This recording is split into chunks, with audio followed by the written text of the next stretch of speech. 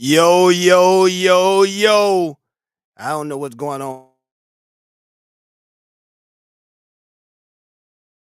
Y'all been here, man. We at it again. We at it again. What's good, everybody? Y'all get on up in here, man. Listen. Hold on, y'all. I'm trying to get my shit together, y'all. I'm a one-man army. I told you. Can y'all hear me good? Can you hear me good out there, goddammit? Can you hear me good? Give me a goddamn one if you can hear me good. If you can hear me good, let me know. Let me know. Let me know. I told y'all I fired my crackhead now, goddamn it. Y'all gotta let me know. Y'all gotta be my okay, there you go. Thank you. I see 1-1. That's all I need to see. God damn it. Let's get on up in here. What's good? What's good, y'all?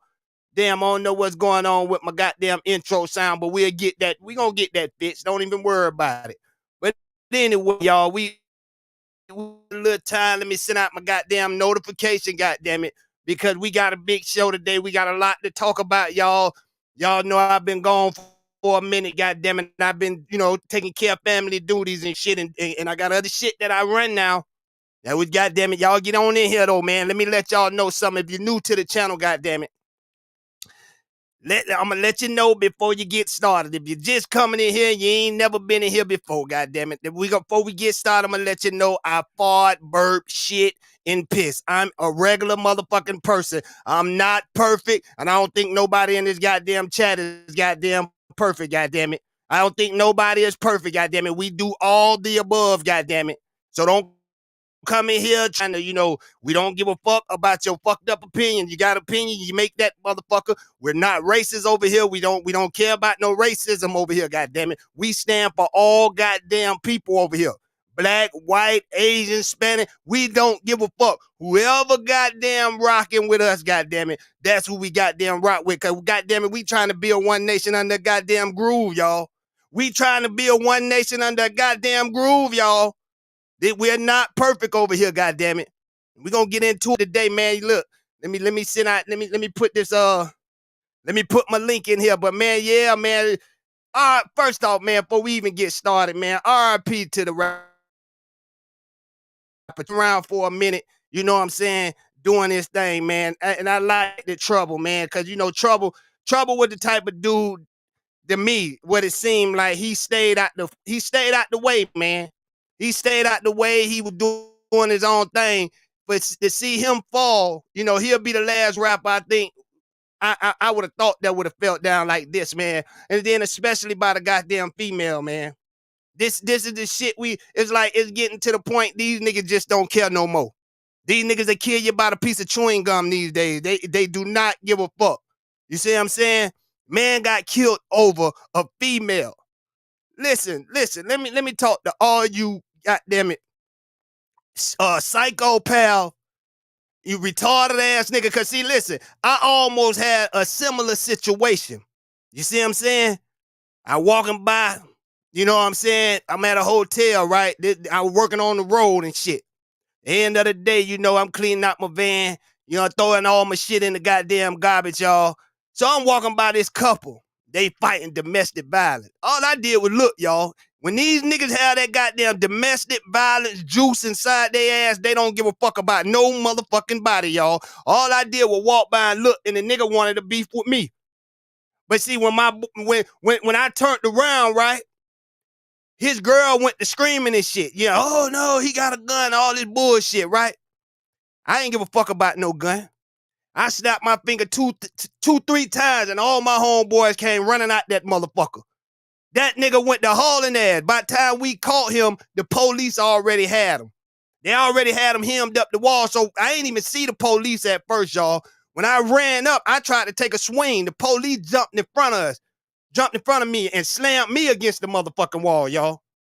But this, you know what I'm saying? And they took him to jail because his girl had done already called. Hold on, caller. Fix your phone. Call a goddamn caller. You got to call back, goddamn it. Y'all got to have these phones right now. Shit. Y'all got to have, come on now. It's too early for Hood to be waking up hearing that goddamn shit in my ear now.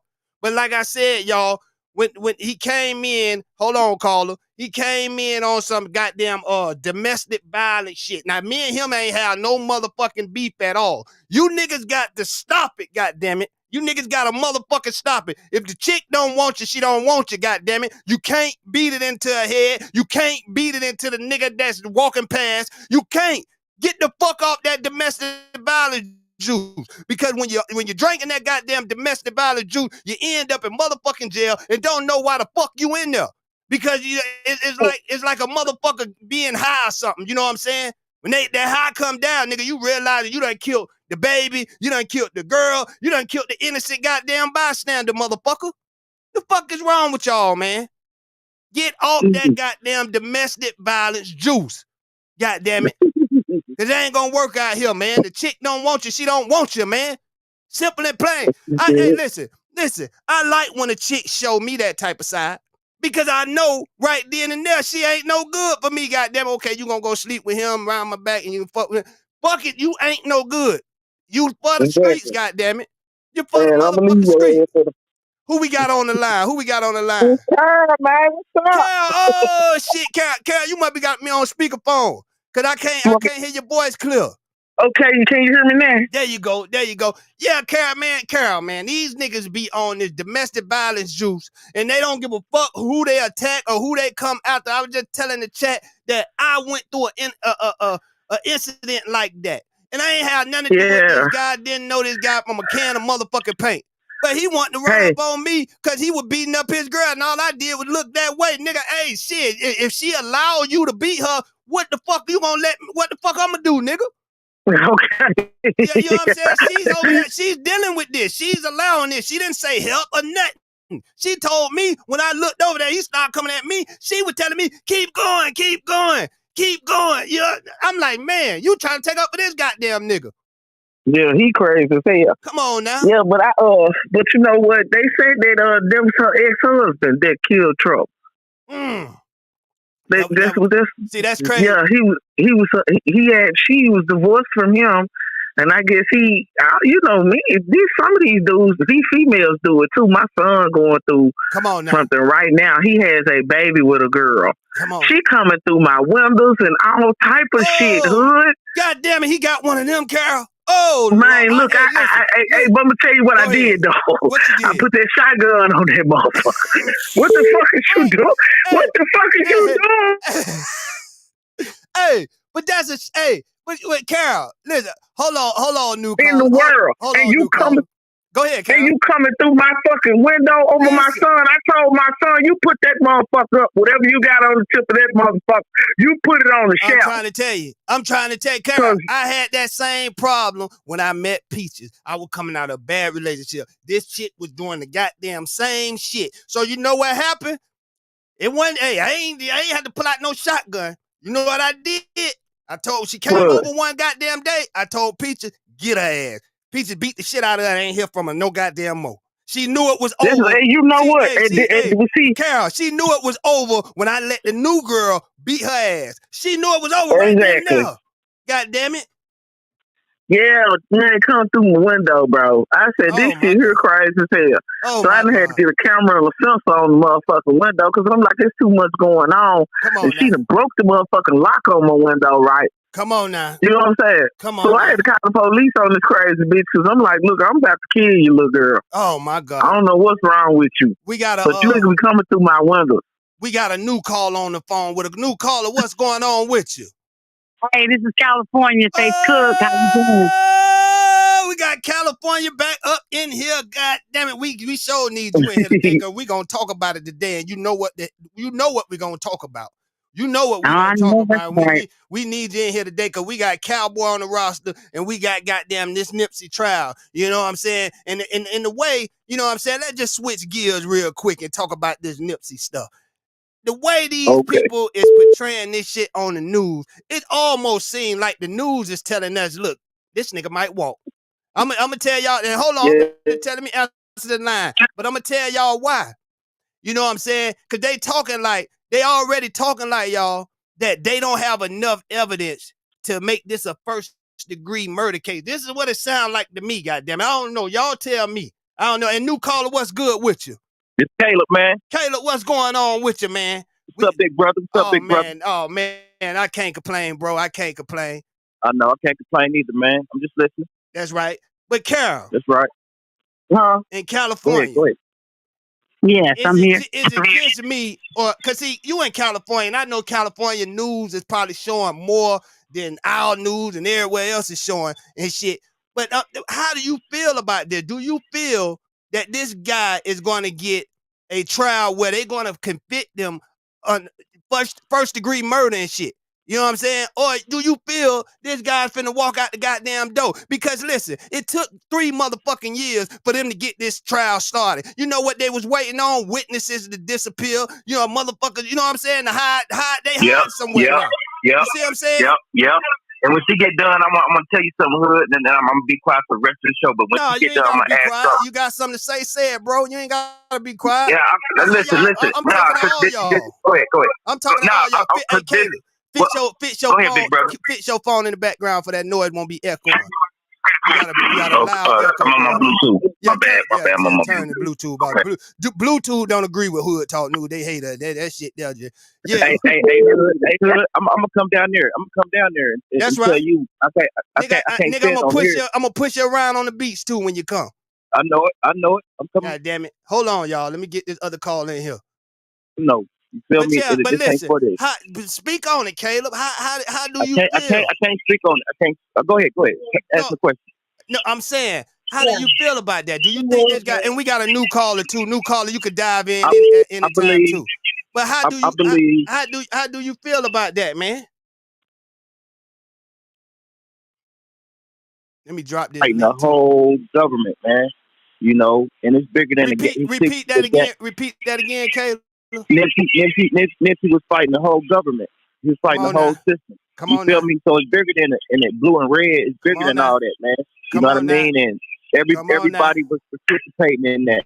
So Hood, you know what's going on. But you know what, man, you gonna talk about? I'm gonna have to see you, and we're gonna chill out and just tell you, yeah. That's right. But I love Hermes, man. I love what he did. I love what he stood for. And Cowboy said, you know, he went up there and so. You know, it's something coming after this, man. They're going to make a lot of money off this kid. Yeah, they knew that. Yeah, they knew it.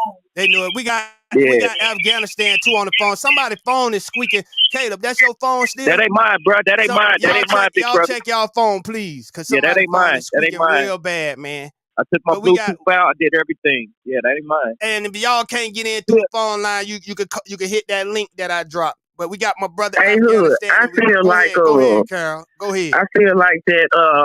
I'm not in California, but watching, like you said, we've been waiting on this trial for 3 years. Come on now. I feel like he may not walk, but I don't think he's gonna get no first degree murder charge.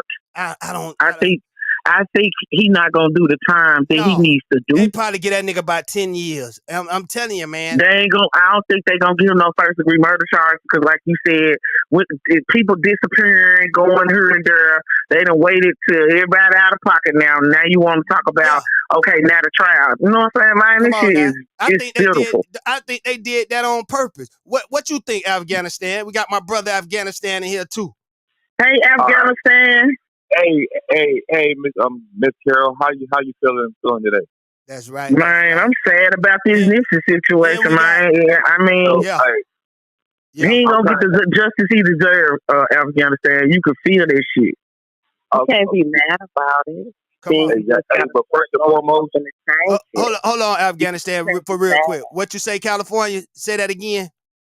That wasn't me. That's somebody else. Oh, you can't be mad about who that is, so I know who on the line. Who that is? That's in like Queen Sonia. That's who that is? I know that Chicago voice. Oh, shit, boy, it's definitely finna be a good show today, goddammit. We got 3 beautiful women on the phone with us, and they came to turn up, goddammit. Goddamn, we got Queen Sonia. That's right. That's right. Queen Sonia, what's up, everybody? Black King, Black Sneakers, everybody. That's right. So what you were saying, Queen? Hold on, Afghanistan, let us say what she was saying, then dive in on it, bro. What you said, Queen Sonia? This is Queen Monique. Oh, Queen Monique. Queen Monique, what's good, man? That's what I meant to say, Queen Monique. I'm saying Queen Sonia. I meant to say Queen Monique. My bad, Queen Monique. That's right. That's all right. There's so many goddamn queens around this motherfucker, goddamn it. Shit. I'll be Sonia today. No, you Monique, goddamn it. You Monique, goddamn it. Monique. That's what I meant to say. I'm sorry. You can't come back. You cannot expect justice from a system that only deals in justice. You cannot expect help from a government that is built on our backs. Come on now. And it's not meant for us to uprise. And we ourselves are so psychologically sociopaths in a way of that we think the way that they want us to think. We are trained to not be productive. And those of us that are productive are taken out. But they do what they need to do before they leave. So if you're looking for justice, it ain't going to happen because he didn't do this by himself. He's just a scapegoat. Like every other person of any race or color that stands up for their people to make it better for them, to show them how you do not have to struggle. Prayer is not going to get you out of your situation. It's nice. It sounds good. It may be healing for the soul. But your physical body got to get out here and do the work. Come on now. Come on now. Got to do both of them. I can't be marching with you and all we doing is praying. Come on. And our government of white supremacy is beating us in the head with their billy clubs and sticking their dogs on us and shooting us when they can use rubber bullets. Come on or when they using the gas that they throwing in there, that tear gas. Every now and then they throw in one of them pop tear gas bombs that shoot out scrap metal and shit.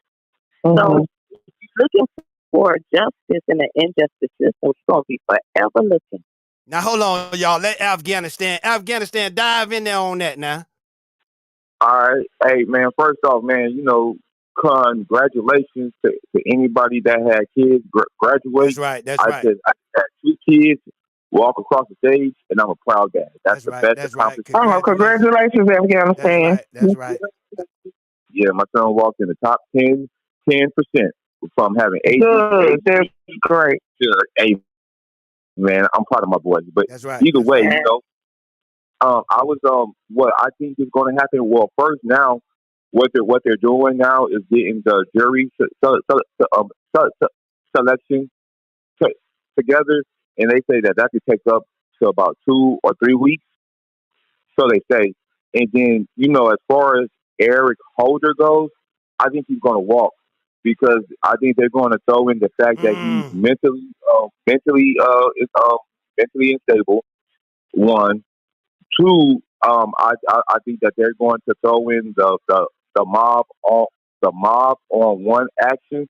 The thing for him. They trying to see now if it was premeditated, which we know it was premeditated. This motherfucker thought about it and came back and did what the fuck he did. Yeah, they said that he was. Yeah. They said that he was in fear for his life. That's why he came back and shot everybody. Hell no. You know what I'm saying? How was he in fear of his life and wasn't no guns on the premises? If he was in fear for his life, he has to be dead right along with Nipsey. Come on now. That whole conversation didn't even happen like that. That's just what they saying. We all are survival and animals at nature. If I feel that I tell you something that's making you feel a threat, and I let you walk away, and I'm still standing there, that don't make no sense. It don't. And then the way smart as Nipsey was, it don't even have to do with smart. It has to do with the street. It don't have nothing. Yeah, that's what I'm saying. Street smart as he was, if he thought that man was going to do something to him, he know Eric Holder. He didn't say that because he didn't say that to that man. He didn't say that. I think. But see, that make it look even worse on the trial, right? If we saying that none of this never happened, he came up and he did what he did, so that make it not premeditated. So that looked better for him, right? Yeah. I don't know, but it looks like it's like when you trying to catch somebody and you can't catch them because they steady sticking and moving. Right. And that's what he was doing. And finally the time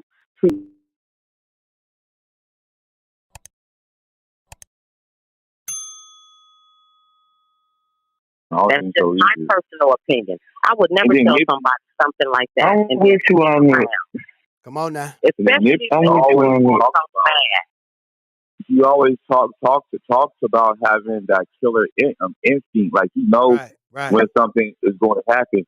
So what I think is going to happen, this is just my personal opinion. I think that they're going to give him. They're going to charge him. He's not going to get charged for no murder.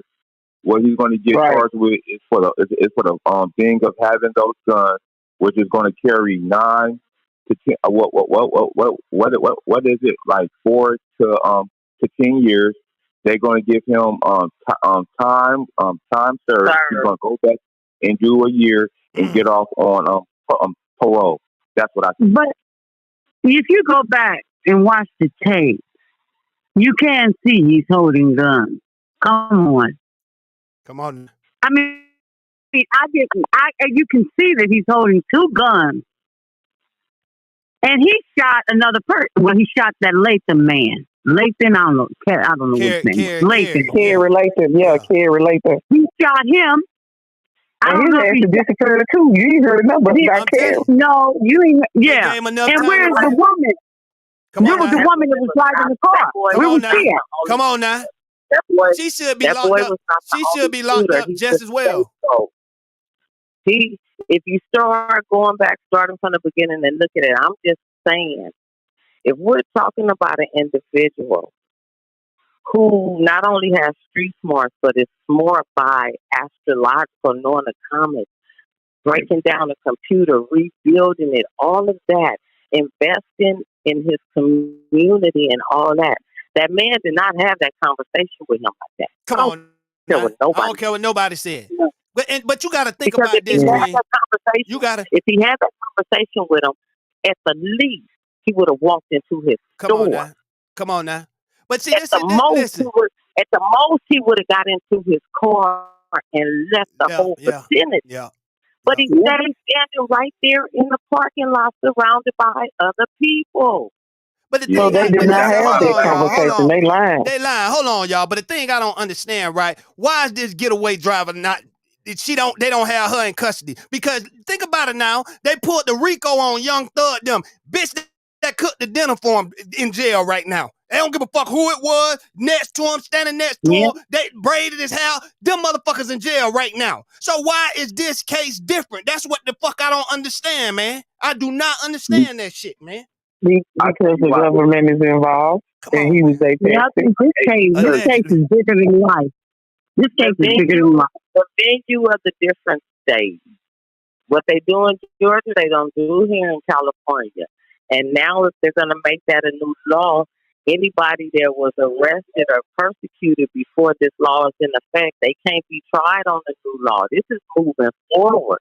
So Georgia is trying to set a standard for the rest of the states where gangs is out of control and they doing what they doing. But the feds saying it's a federal case in Georgia, but it's still in the hands of the state.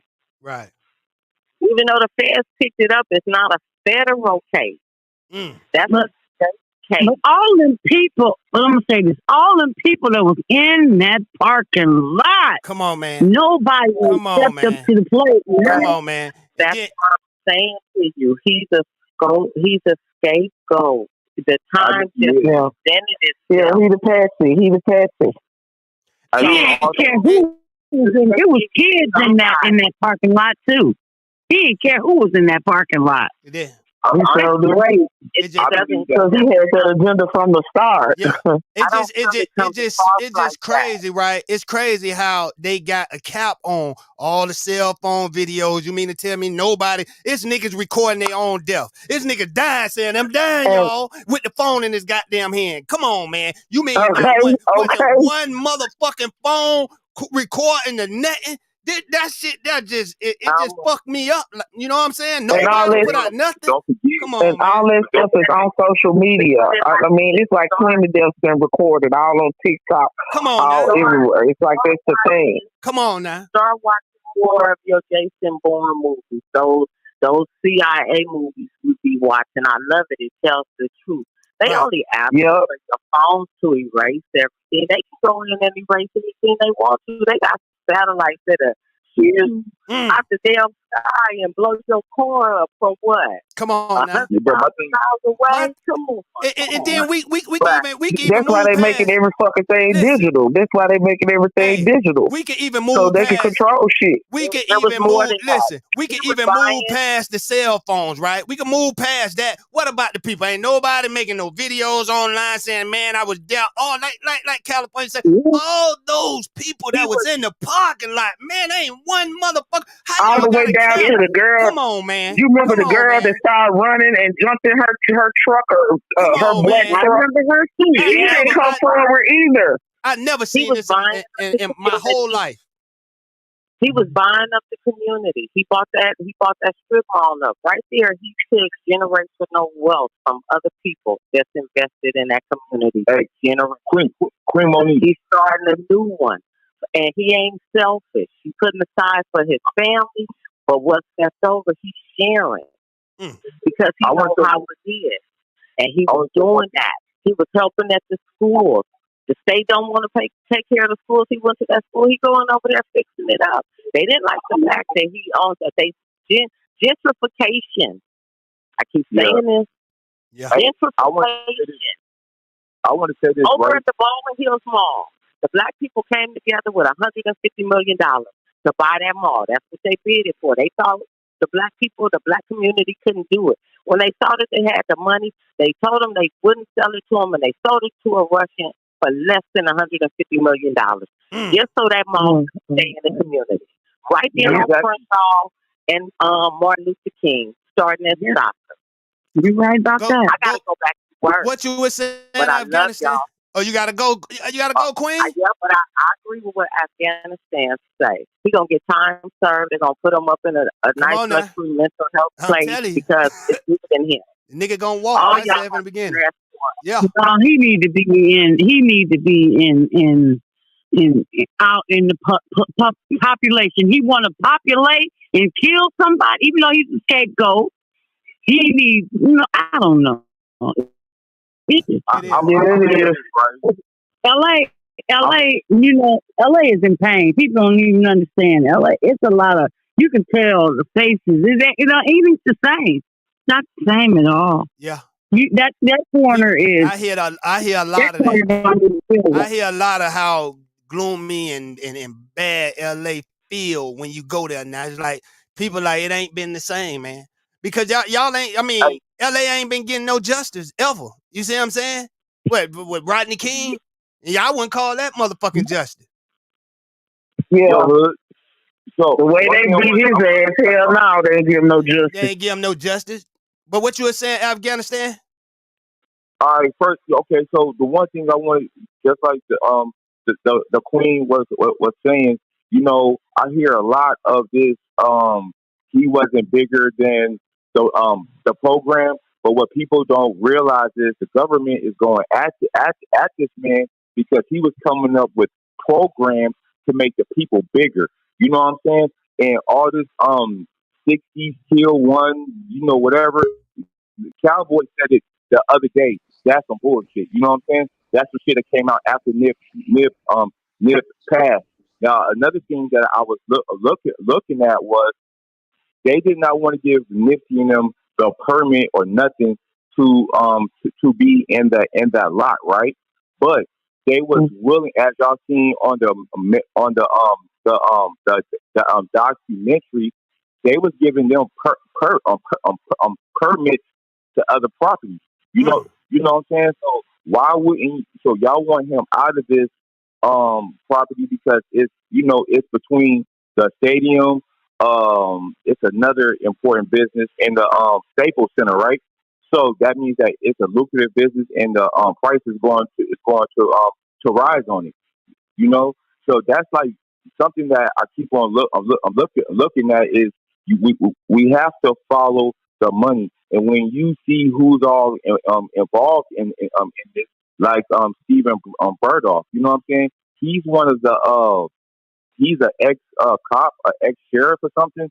I'm not quite sure, but he's also a real estate developer. Also, wow. So I'm looking at it from Nipsey. I keep on saying it, and I've been saying this since day one. And one day it's going to come to light. That man was not murdered over no snitch. He was not murdered over. No. He was murdered because of that property. Like in Afghanistan, you know why you really can tell that what you saying is 100% true is because the snitch narrative they tried to put up. Anytime somebody send a hit on somebody, they gonna make up a fake ass narrative that ain't even gonna add up with the goddamn story, man. Like that snitch narrative, man. Come on, man. That some shit sound like they just throw it out there real quick to make us say, oh, well, he called him a snitch. Because they know the hood is that motherfucking ignorant where we'll sit there and say, oh, yeah, he called him a snitch. That's justified. He should have killed him then. Because they know we that fucking ignorant, man, that we would take that. You know, like, yeah, well, he called him a snitch. Oh, that's what it is then. Come on, man. There wasn't never none of that shit going on. Never. They really spoke on Nip like he wasn't as intelligent as he was. He was very intelligent. Come on. So I feel like he went up there, he felt Nipsey's spirit out before he came back. And he knew if Nipsey would have been on guard, I don't think he would have came back. And he seen that Nipsey, he wanted to see that man was by himself. He saw what he needed to see. Carol, let me ask you a serious question. Deep down in your goddamn soul, do you really think that nigga came and left? Do you really think he walked up? I think he watched him. They say he was back in the back. I think he watched him the whole time. Come on now. And when he felt like it was good, I guess he was like, look, I'm tired of waiting. Let me go and kill this nigga. Let me go and get it done. Because, you know what I'm saying? Or it'd be too late. Come on now. And I agree with you because we can't sit here and say on one hand Nipsey was this smart, but he'll let a nigga come back up on him. Come on, man. Regular nigga ain't gonna let a nigga do that. When you at the caliber of a Nipsey Hussle, and Nipsey wouldn't either. Nipsey wouldn't either. If the energy would have been like that, no, he wouldn't have stood there like that. Like the young lady Queen said, he would have at least went into the store. Come on now. If the energy was like that. Listen, I done been at parties and I done seen niggas that I know that probably got a beef with me because I'm been hearing words scream. I'm going to get scrapped up. I'm not finna just sit there like that when this nigga here done told everybody in the neighborhood what he gonna do to me. You know what I'm saying? Or me calling him a snitch and just standing there. Yeah, nigga, you a snitch. And he a known fucking killer. This shit just do not add the fuck up to me, man. It don't add up at all, man. To nobody. Come on, it doesn't to nobody. And they got pictures, you know, they showed pictures where, hell, he done took a picture with the dude before, so he knows.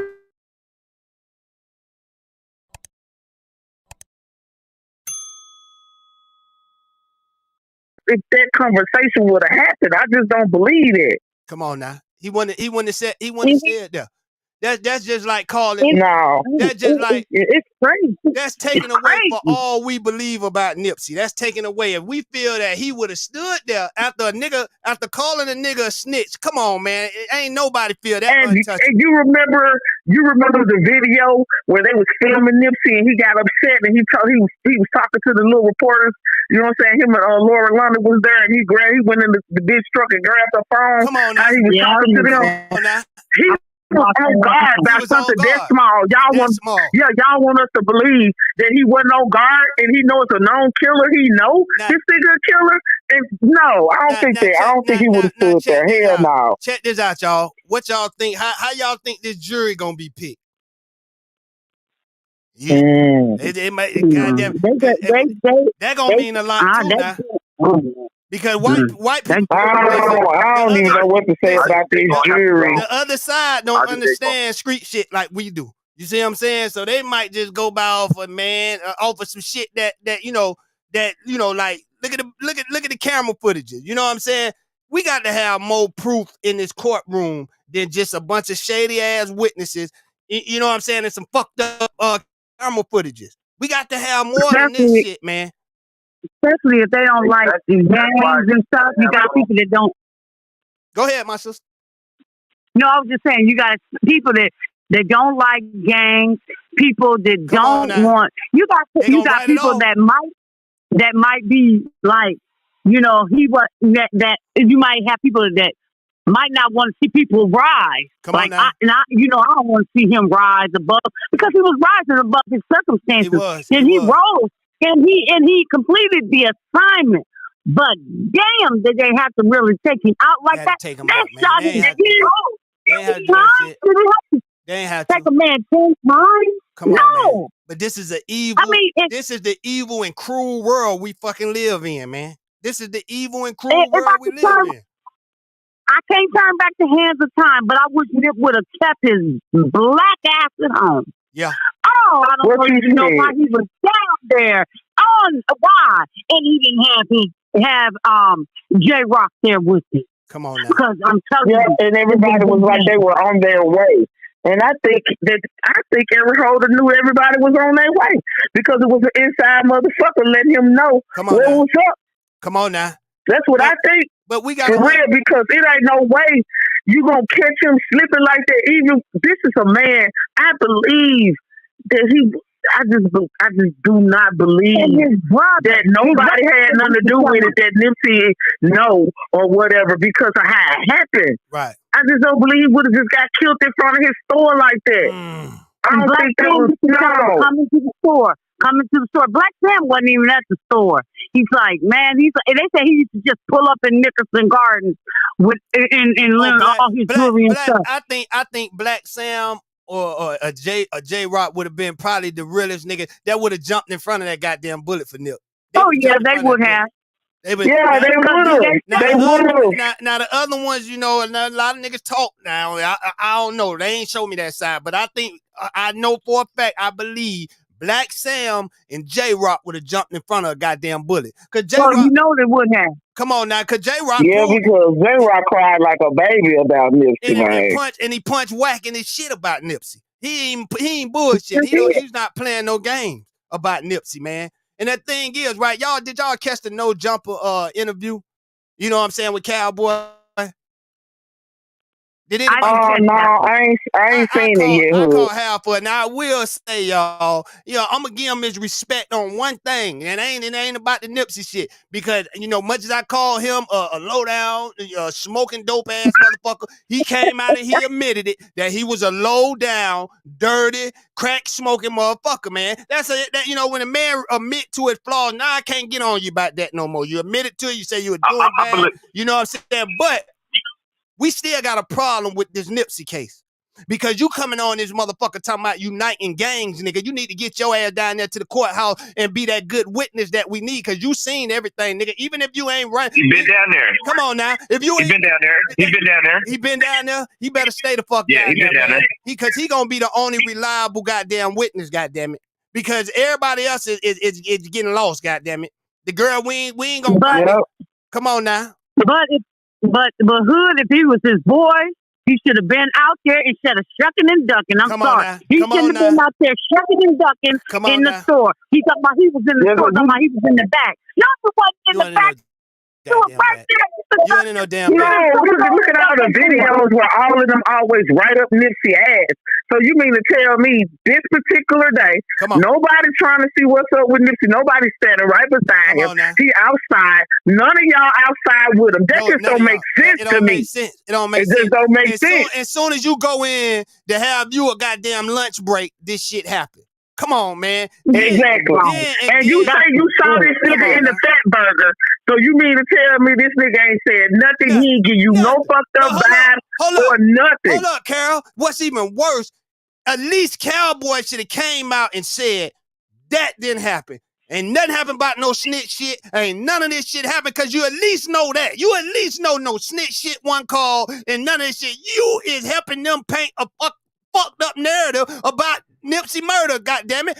All we needed you to do is come out and say, I was there.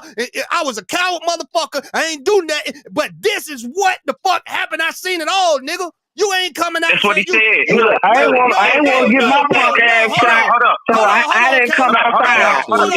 No, he didn't say that. The nigga told 5 different goddamn stories. Well, yeah, he walked up on some rap shit. He walked up on some rap shit. Then we talking about before No Jumper. The nigga said he walked up on some rap shit the first time. Second time he said, he called him snitch type shit. Come on, man. You know how many stories you gonna motherfucker tell? Come on now. You got to be with the same goddamn story. It's like you trying to turn us the wrong way, helping them motherfuckers. That's what I want. I want to know what the fuck you was doing when the police pulled up on your ass and gave you that goddamn envelope or whatever the fuck they had in their hand. What the fuck that was about? Right after Nipsey murder. I want to know all this shit, nigga. If you ain't got shit to do with it, nigga, we supposed to know more because you was fucking there. You looked out the window at the whole goddamn thing, nigga. Just say that you were scared. Hey, that shit happened. And another thing. Listen, that shit happened. Hold on, Karen. One more thing. Every nigga that's with me, I know who's who. Nipsey know Cowboy is a dope smoker. He know he's not gonna fend for him, but damn, if something happened to me, dog, at least tell the goddamn truth. We know who we got. We got that nigga right here. He ain't gonna fight. We know that and we respect that about him. Big as he is, he said he let us know ahead of time, nigga, something go down, I'm not the fighting type. We know that about him. That's my dog that ain't gonna fight. This my dog about business. Come on, man, we know this shit. Dog, Nipsey know that you wasn't gonna do shit, but at least you can tell the truth about his situation, bro. Stop painting all these fucked up lies. That's the only problem I have with this dude, man. He would not tell the truth to save his junky ass life, man. For real, man.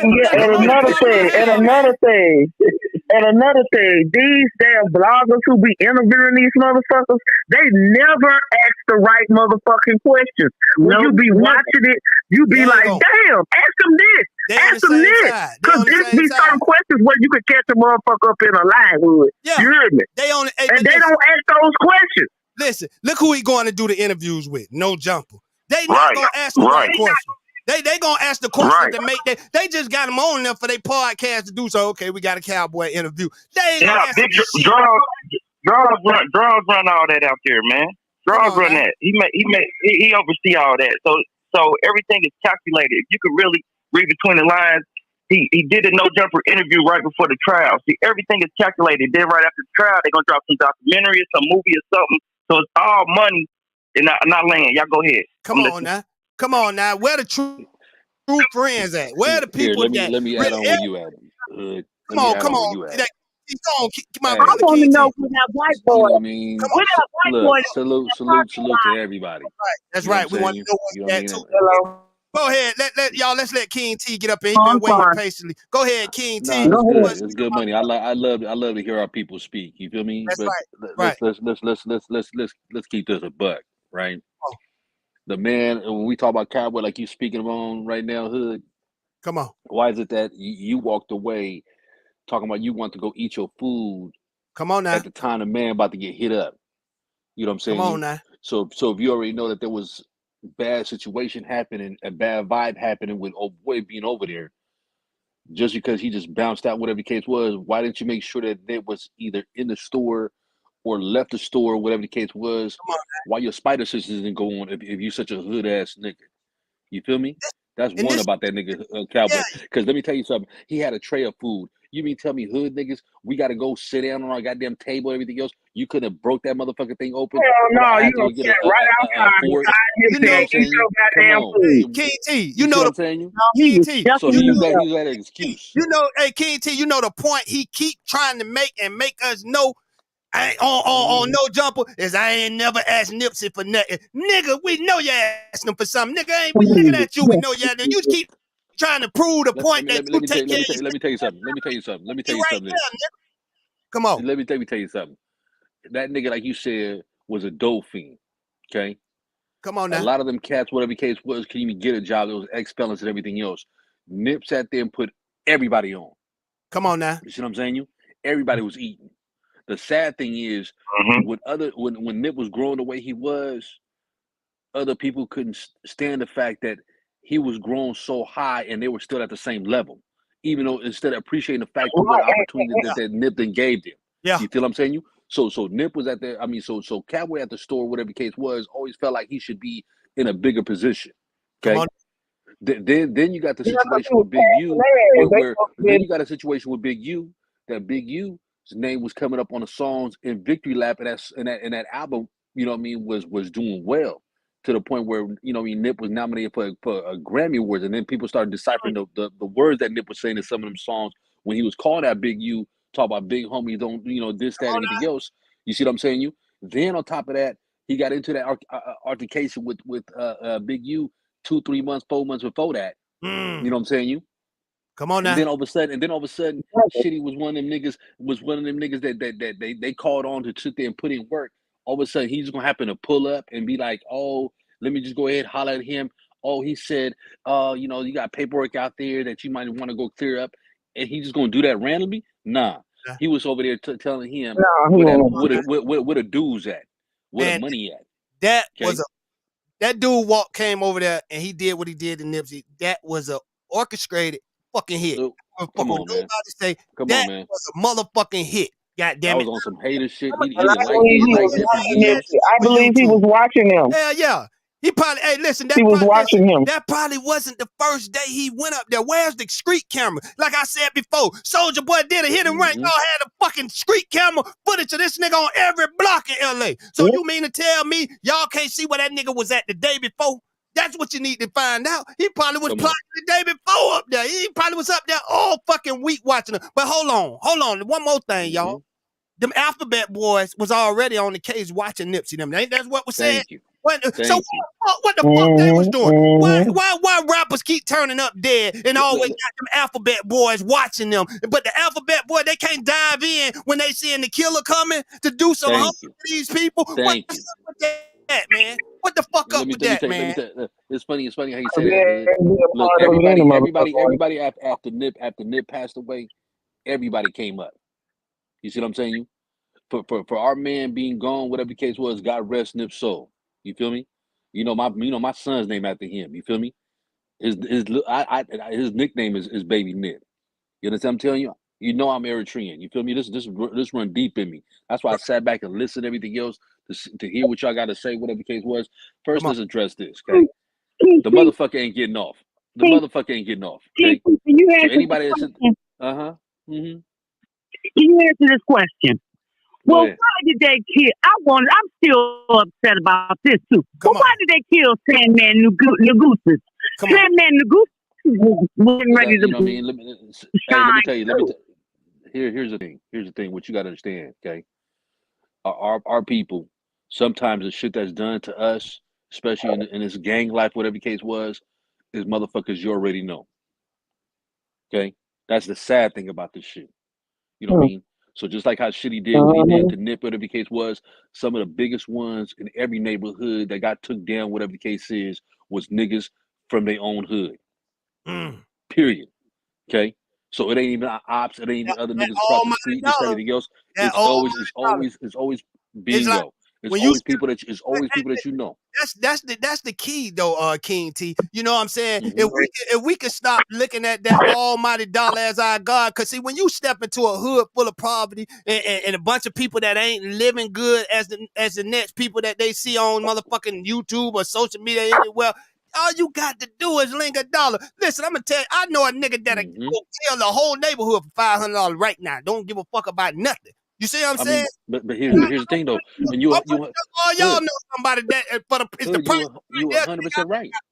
Here's the thing, right? And whoever said they didn't get paid all that much money either. Come on now.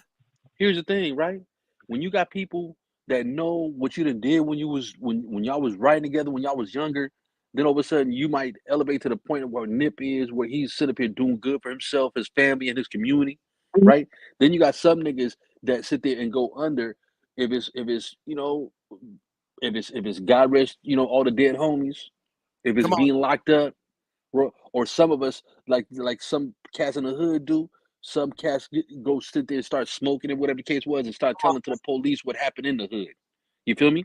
So there's a whole kind of situations that happen in our neighborhoods that people don't understand that affect the circles that mass, like Hood said, right? Everybody they know your situation. Go ahead, Carol. But what it all boils down to? But go ahead, Carol. Yeah, I want to say this too. What people not thinking about. When Nip was with Big Niece, he had money then too. Come on, he had a lot of money then too. He was a hustling motherfucker. He been a hustling motherfucker. Come on now. What I think is that jealousy and envy is a motherfucker. He got the girl. They was like, damn, you got Laura London. You doing all this here. They thought, I'm telling you, niggas will say you change or you changing because you trying to do better in your life, man. Because you want to some bullshit, man. Carol, I got a question for you. I got a question for you, Carol. Go ahead, go ahead. You tell me, and this is for everybody in the chat and you too, Hood. Tell me why after Nipsey that passed away, why Big U is making more money and more into the community, fatting his pockets. Okay, why that nigga Cowboy? We all know he's the one who said nigga up. And then look, check game. And as soon as that nigga Cowboy, he used to have a store. I mean, he used to work inside the store, was making, you know what I mean, regular money, salary money, right? Now all of a sudden, this nigga was making money hands and foot, selling that motherfucking bootleg ass fucking clothes. He all on videos with stacks of fucking money in his motherfucking hands. Let me tell you something. Death was more beneficial to them. I'm gonna tell you that. Right? His death was more beneficial than more lucrative. Yeah, more lucrative. So everybody had a chance to sit there and shine. Even that motherfucker, that bitch 100.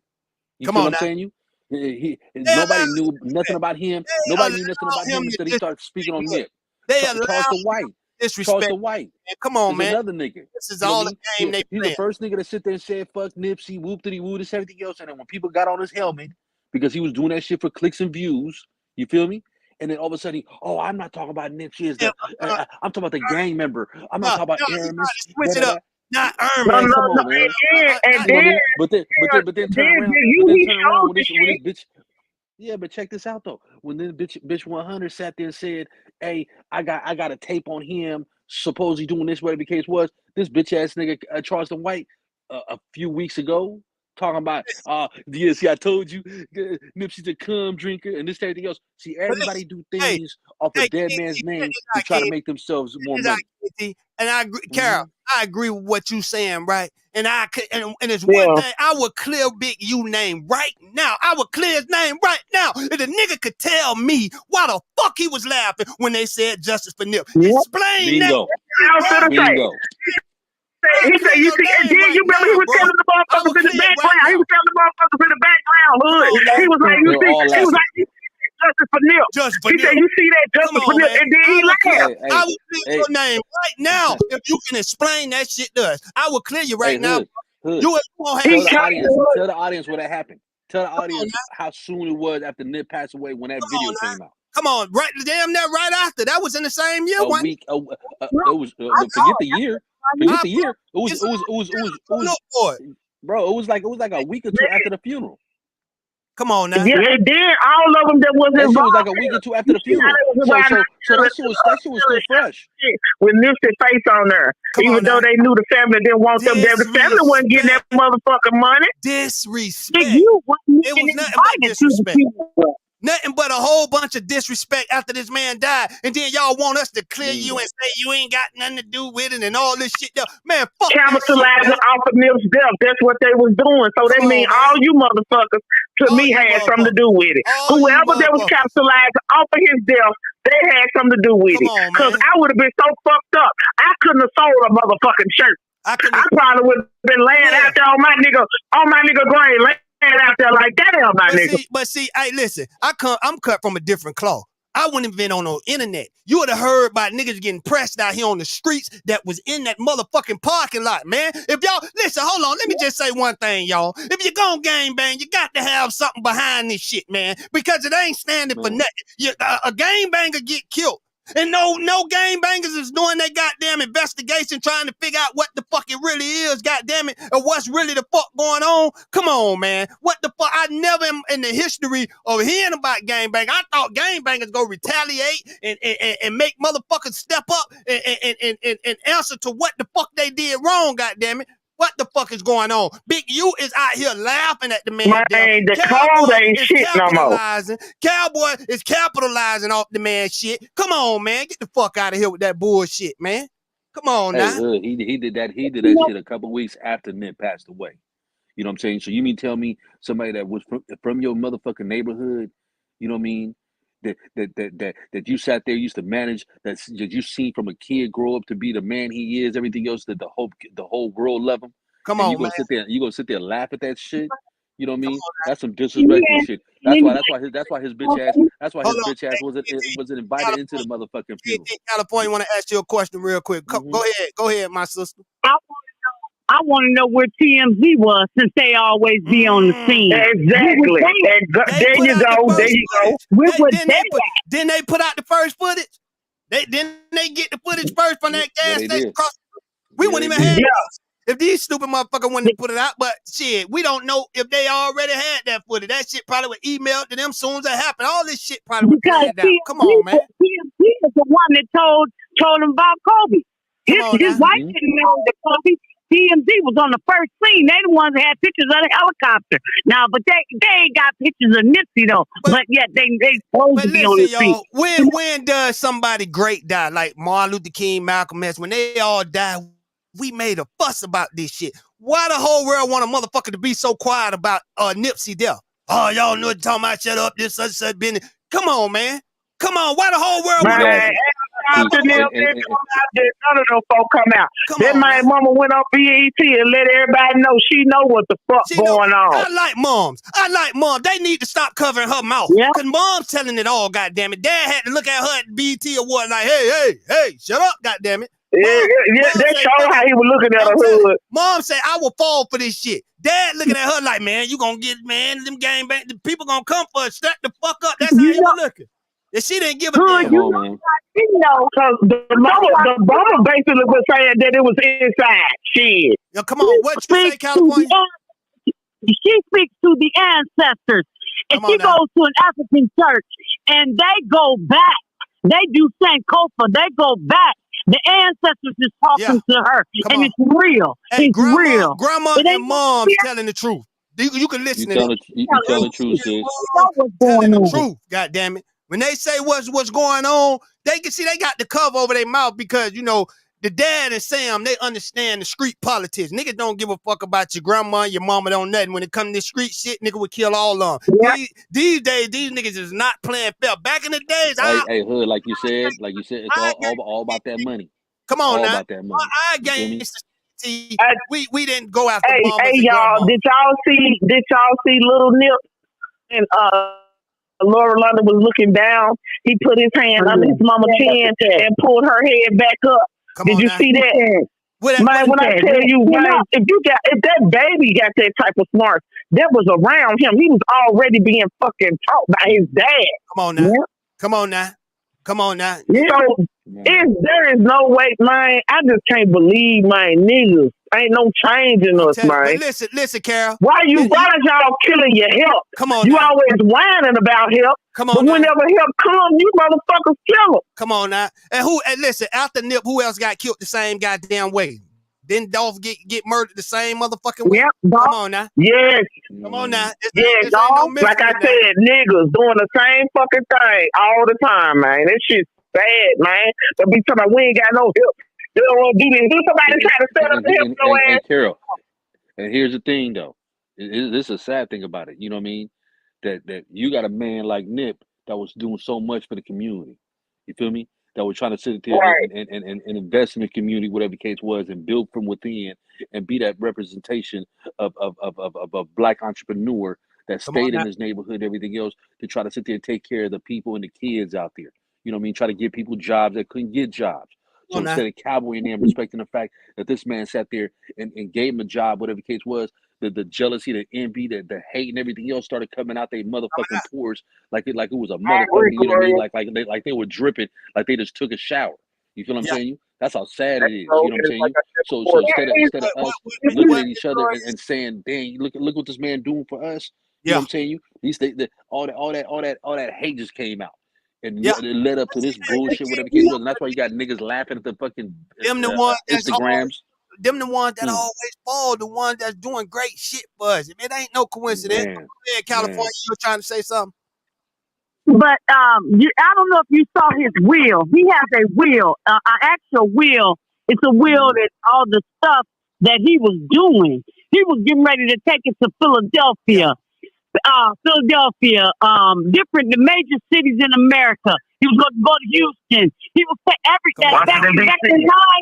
He was trying to do it all. Yeah. He was opening up hotels. That's dangerous. That's dangerous to them. They don't want us to have that type of power. You seen the Malcolm X movie when they said, What they said on that Malcolm X movie, how can one black man have all this goddamn power? They ain't goddamn it. They don't want that shit because a black man with power and being from the street, that's a dangerous fucking thing, boy. That's a dang. They so and anybody that ain't afraid of them, you got to die. Come on. But what's sad is they use us to do the shit. Yeah. That's where the shit get fucked up at. Yeah.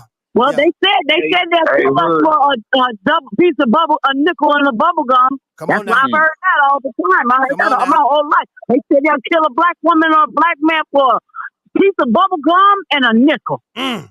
Yeah, I've heard that my whole life. And if that's more than what they got, yes, they will. Come on now. Hey, Hood. Go ahead, bro. And it all goes back to what everybody's saying. It's not that Nip was bigger than the program. Nip was coming up with programs to make people bigger. And then not only that, you know what I'm saying? You got people from Eritrea, Ethiopia, you never gonna win. Somalia. Afghanistan, you're never going to win when you're trying to put all us in power. See, Nip was trying to put everybody in power. And that's why sometimes when people think that people like Michael Jordan and all these other famous black people, when it appears that they don't give back to their hood, it probably actually is right, bro. Come on now. You know what I'm saying? But see, listen, like Michael Jordan. One thing about it, Afghanistan, they know we great people, right? So when we come along, right, this is what they do to most of these motherfuckers. They give them money and say, forget about your hood now, because you don't need to bring these niggas with you, because they're going to backstab and woo. They're going to do this to you. This the shit they put in our head because they know how great we is, and if we bring too many, goddamn it, we gonna overpower them. They don't want to see that shit. Hey, watch this. So when the one that don't bow down, hold on, y'all. The one that don't bow down, what happened? They automatically get killed, nigga. You're not finna. If you're not gonna listen to us and bring all these, you gonna bring all these great niggas along, basically with you, and they're gonna make something much bigger. Hell no, we'll give you the bag. You got to say fuck these niggas, and when you don't say fuck these niggas, we gonna say fuck you. Straight up, you got to go. Hey, yo. And then watch this, right? I'm gonna bet you $1 million, bro, that once LeBron retired from the NBA, they let in LeBron build schools and all that shit because they need him on the court. He's making the NBA money now. That after he retires and he's no longer oh, you good if you play by the books. To the NBA, you play by the books, you good. Watch how they doing. What you were finna say? Watch how they doing. Yeah, but I was going to say in the chat, Glorious Hustle said Nipsey was bigger than the set. That was the problem. Then he said the OGs hated the OG hatred. They hated him with a passion because he surpassed them. They supposed to be teaching him. But see, once he grasped everything, Nipsey started teaching himself. You know what I'm saying? He can't help you niggas didn't want to. You remember that video? He was talking to I think he was talking to his guard. What was the big dude name? The dark dude. When he was talking about the OG was hating him. He got a video out here where he was smoking weed in the car and he was talking about they was hating on him. This is all before he died. Here's the thing, right? Instead of knowing the fact that it's like a father and a son, right? When your son get older, and if your father, obviously being a parent, you want your child to do better than you. A parent's not gonna hate on that child elevating to the level that's greater than their father. You see what I'm saying? Because you the parent, you want to see your kid shine. But for some reason, in certain neighborhoods, these OGs want to. Shit, he don't want to see his son shine. But go ahead, Nah, I mean, most dads want to see their son shine. When he started to shine, he got rid of his niece. The bitch was for the streets. I'm sorry, nobody want to talk about it. But I'm gonna say Let's stay on point though. Let's stay on point though, Carol. When you talk about people hating on people, everything else, you would think the OGs would sit there and see the younger homie sit there do better, whatever the case was, and sit there and uplift that young homie instead of sit there and say, hey, I'm still the shot caller, whatever the case was, and I gotta still put this nigga under my boot. You understand what I'm saying? Just like the police do. You feel what I'm saying? Yeah. So that's where the hate come from, whatever the case is. So let me tell you something.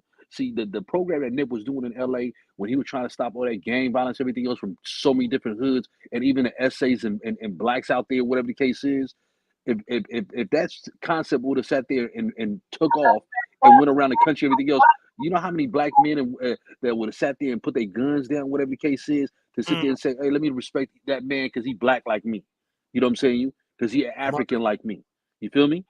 And so once that level got to that point where they seen how much power Nip got in the community, everything else, that's why the LAPD was sit up here doing operations and shit like that against him, because they didn't want to see that type of shit stop. Because let me tell you something.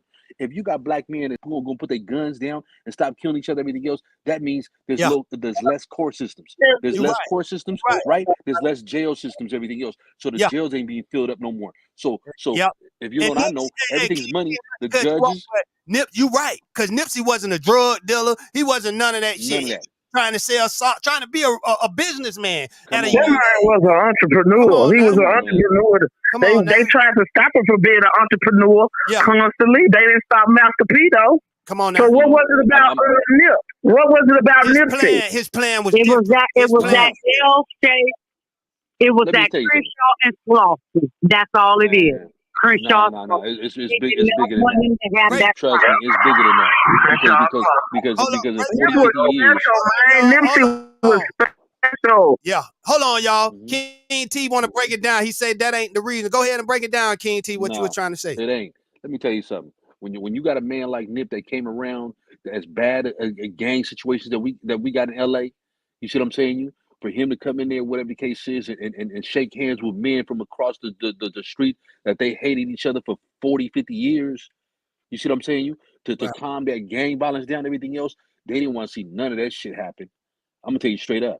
You know what I mean? It was never about the building. It was never about the money, whatever the case. It was about the fact that he would sit up here calming that gang violence down. And if he would have calmed that shit down in LA, it would have took off everywhere else around the country, whatever the case is. And that's the last thing they want to see is black men and black women, everything else, sit there and work with each other. You understand what I'm saying? That's what Nip was on. That's why he sat there and wore that Malcolm X medallion. And that's what I'm saying. It ain't no coincidence, because every fucking person that come across us in our life that trying to bring us together, this shit happened to them. The same way. We can't keep going with this shit, man. We can't keep going with this shit. And see, they just test it every time they throw out, we don't know if he gonna get, first degree murder because we gotta make sure it was premeditated and out. Man, listen, y'all basically y'all trying to warm us up to this nigga is not finna do no serious time.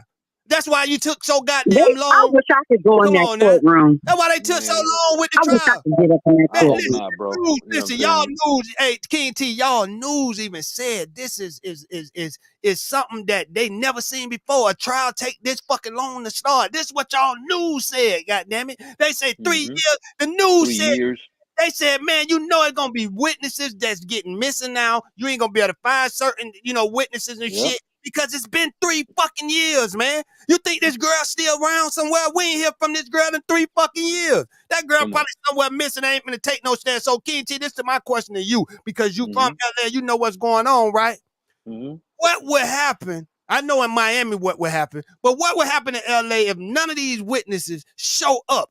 Because a subpoena don't mean shit. These niggas would not. Let me tell you something. Like any court case, without a witness, right? See, that's why the mob made sure that the bodies never came up. You see what I'm saying? No body, no crime. You feel me? So that person doesn't come on and stand and testify like you said about that girl, whoever else, whatever witness. How can they sit there and try that man? Because you're supposed to face your accuser. You feel me? So for this to take 3 years, like you saying, how they try to get people to forget. That's why I got so much respect for you, family. You're the only one on YouTube, period, on motherfucking media, period, social media, period, bro, that sit there and try to keep Nip's name alive. You know what I'm saying? Why everybody else is, we go throughout our days because, it's just this is how the life we live. The one thing I see, right? If we allow this to keep happening, it's going to keep happening. Look at already, since Nipsey died, how many motherfucking other brothers got off the street? I'm talking about famous and not famous, got took off the goddamn street by the same type of shit, man. This nigga he probably wasn't famous on social media, but he probably was a big influence in his neighborhood. They taking niggas out, motherfucker. They do not give a it's happening. It's happening on a daily right now. Come on now. Let me tell you something. Every type of rapper, celebrity, this, everything else. There's people, you know what I mean? There's people coming up missing. Yeah. You know what I'm saying? Listen, we ain't gonna blame it on no black or white thing. It's certain people in power that do not like our type. They don't like hood. We're not gonna say black and white, but I'll tell you what I say though. You know what I mean? Especially how the motherfucking sheriffs and shit out of LA.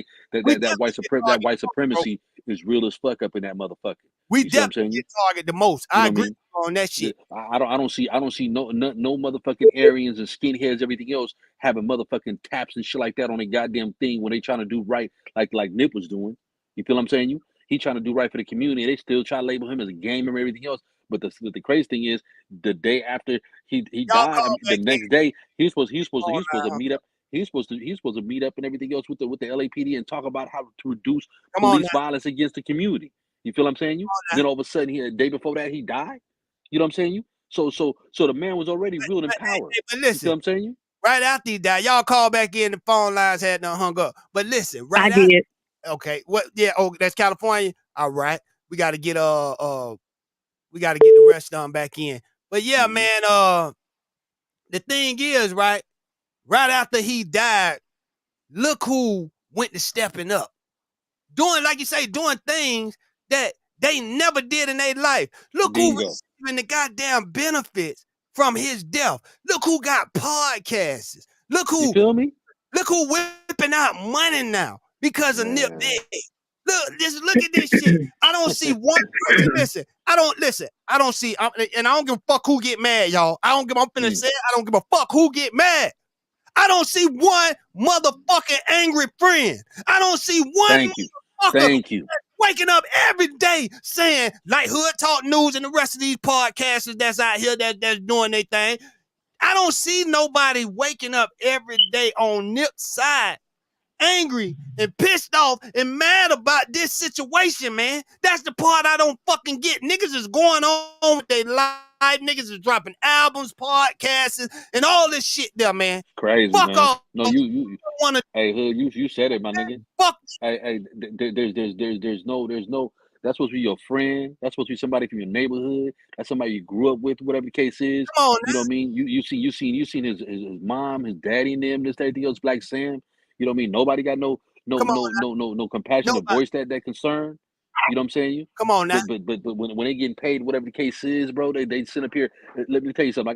Like I told you a long time ago when I first hit your channel, when I first ran into Hood Talk News, and I said, damn, this brother always talking about Nip, and he always talking about Nip in a positive light, where everybody else is trying to capitalize on the man, right? Yeah. I said, you know what I'm saying? I said to myself, man, and then I said to myself, dang. So why is that nigga like Cowboy that he sat there and put on, dusted him off for being a crackhead to, you know what I mean, getting back right again?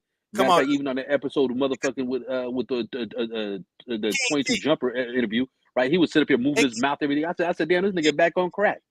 King T, listen, let me tell you something. When I came to this motherfucker, right, I came from the heart. Nip what made me start this podcast, and I'm gonna tell you, I didn't even, and anybody here from day one, I didn't even know you get paid off YouTube. People had to tell me you need to get monetized. Everybody in the chat telling me you need to monetize your channel, man. You got to monetize your channel. I didn't even know about that shit, dog. I didn't even know why you did it from your heart. I didn't know nothing. Let me tell you something. No? But see, you did it from your heart though, bro. You feel me? See, you spoke on things because you felt some type of way, like you said, how people should be angry by Nip being passed away. You've seen that in him. So you said to yourself, hey man, let me go ahead and speak on this man that was doing so much good for the community. And you did it from the heart. You feel me? The sad thing is you got cats that sit there and grew up with this man that everybody, like you said, everybody else is bubbling. I just want to know, everybody that's capitalized on his demise, how many of them put that money back into his kids? How much all that money that Woody probably sat there and raised, like Cowboy did with them fake ass t-shirts, with them fake ass, you know what I mean, Crenshaw prints and all this other shit that he did.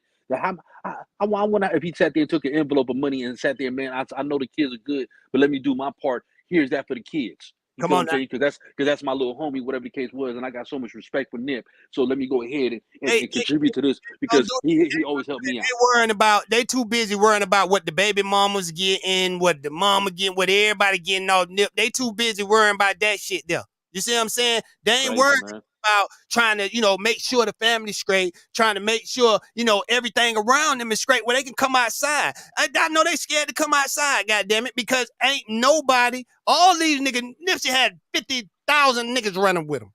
And ain't one nigga made the family feel comfortable or safe. Because look what's going on, man. These niggas ain't fighting, but these niggas fighting more for a Nipsey song, goddammit, than the case. These niggas worrying about they mixtapes. These niggas worrying about, selling their merchandise. These niggas ain't worrying about, these niggas worrying about their podcast is doing fucking great, man. These is what these niggas are worrying about, man. Let me tell you something, Hood. The podcast, like Big U sat there and took over the thing, try to act like he's such a community man now. So all the things that Nip was doing for the community, everything else, he's trying to do that. Created a nonprofit organization. You see what I'm saying? Come on, sat there and set up a podcast, everything else. You think that nigga doing it because he got love for the community like he did? As much as I don't see that cat coming up and say, man, I done did so much shit to this neighborhood and to us as black people, whatever the case was. I want to do right. I don't see that remorse in him. You ain't gonna see that. Let me tell you something. Let me say, even when Nip passed away, you would think that man would say, hey man, I know me and him had our difference, whatever the case is, but this man is from my neighborhood, everything else. I got love for him. This, everything else, and I'm a uplifting Nip's name. He ain't never did that. He couldn't even wait 2 weeks until he did that video on the Instagram when they said, just for Nip, and he started laughing. You know what I mean? That's how disrespectful motherfuckers is. And listen, every podcast he do, everything he do, that's the number one question a motherfucker should be asking. But these podcasters, they ain't nothing but clout chasers. They ain't finna ask no question. They just want the niggas on their shit to say, oh, this nigga on my podcast to get more motherfucking views. They not getting them for the goddamn question, you know what I'm saying, that they want to ask. They too pussy to ask them questions. If I talk to Cowboy, I'm gonna ask him, nigga, well, how you came out on cue? When that dude ran off, you looked him in the face and went stop and paused, and then you came on out. That make me feel like something is suspect about you, bro. Come on, man. And it wasn't one of those where let me hit you up real quick. He had to make sure that Nip was dead. That's why he came back 3 times like he did, whatever the case is, to do what he did. You know what I mean? Come on. And I said to myself, nobody from the story gonna come out of there. You know what I mean? To help this man, whatever the case is, like people, like Cowboy bragging, talk about, oh, I was the first one by his side, nigga. You was the first one by his side.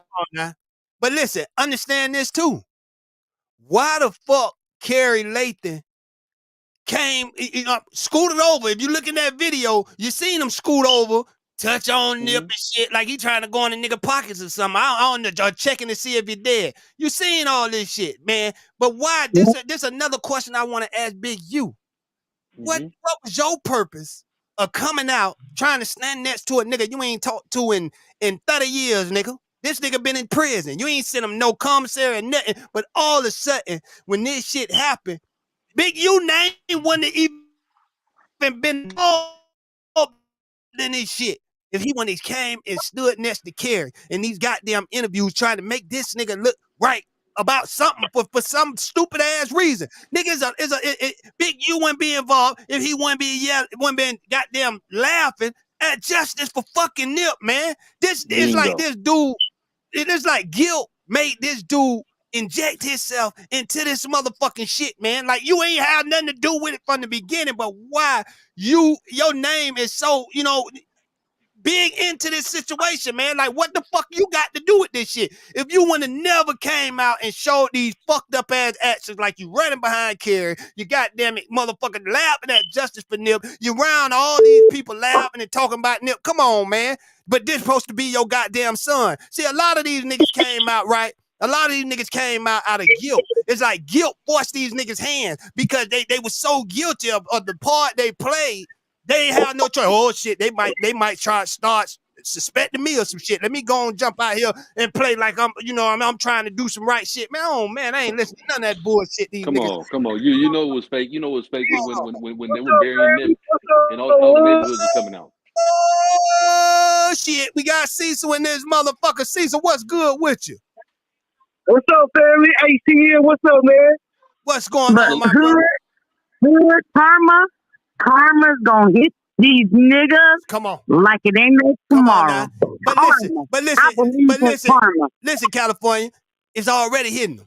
That's why nothing they do is popping up. Niggas is dropping mixtapes, they ain't doing shit. Niggas is dropping podcasts, they ain't doing shit. They ain't gonna never succeed in nothing they do because they did fuck wrong, man. Y'all ain't gonna never succeed. Come on, I just got one question, man. Come on. I just got one thing. Come on. Go ahead, sister. Go ahead. No, I was gonna say, that Nip said, if they kill me, if they kill me, you better ride. Y'all better ride. He ain't say, hey, listen, he ain't say partner. I was in New York. He ain't say partner ride for me. He ain't say the gang better ride for me. He said, y'all. He was talking to the fans. He was talking to the people. Y'all. He said, y'all better ride for me. Because he already know the people that he was lined up with, the people that were supposed to be his goddamn friends. He know they was coming for him, and the one that wasn't coming, they knew the other ones was coming, so they wasn't gonna ride for him. That's why he said, man, look, these tricks, these old niggas trying to pull, I hope they don't work on me, goddammit. Y'all gotta listen to when he talked before he died, goddammit. He said, these motherfuckers. Hold on, y'all. Hold on, let this caller introduce themselves real quick and then okay, I'm sorry. Man. Go ahead, caller. Hey, this G-Mac out of Texas, man. What's going on? What's good with you, my brother? Hey. Hold on. Hey. I want you to jump right in after California. Go ahead, California, and test what I was gonna say, if you listen to his mom at the Grammys, she said that she knew that something was gonna happen to her child too. She said that he was getting ready. She said he was calling, saying little words. She knew it too. Come on, and Nip knew. If you, like you said, at that interview that Big U supposedly gave him that award. You see, if you look at his stance, it wasn't. I'm like, something is wrong. There's something wrong with this picture here. Come on now. Nip on some other. He ain't even in the room. He's somewhere else. His body was there, but his mind sure wasn't, because he kept looking like something. This ain't real. He knew that they wasn't real, but like they said, what was the last thing they put out? They put it out on Twitter the day before he died. Keep your enemies closer. Something about have the enemies destroy. Big you remind me of Jesse Jackson when Martin Luther King got shot when he pointed the finger up. Come on, just the same way they did Malcolm X. These are the same tactics they been using for years. Yeah, go ahead, Texas. Let Texas get in there, y'all. Hey, how everybody doing? We doing great, man. We can't complain, my brother. I want to bless this platform, keeping his name alive, because you are the only one on YouTube that's doing this, man. You keeping his name alive. We started with him. We got to end with him. Come on now. You know, thank you for having that brother that was speaking very articulate. He's speaking facts. I don't know where he's from, but keep him on the line, because which one you talking about, King? I guess so. He speaks very well. Yeah, he speaks very well. Yeah, I appreciate it. But I want to thank you. I want to thank everybody for keeping this man's name alive. Every time I see about notification, I come on, I check in. Come on now. You know what I'm saying? And I just want justice for Nip, because I see Nip and everybody on this line, or everybody in this chat, dude. And I want to thank you, man, for real. I'm gonna give you your flowers today. Thank you, bro. And listen, bro, I want to give all y'all flowers too, because Hood don't do this by himself. When I come on, is y'all coming in and y'all putting y'all input, because a lot of shit that I hear, I learn from y'all too. We learning from each other, you know what I'm saying? So this thing is about we, not I. But I appreciate you, brother. You know what I'm saying? But I Hood, let me piggyback what the man is saying, bro. And I'm gonna keep it a buck, bro.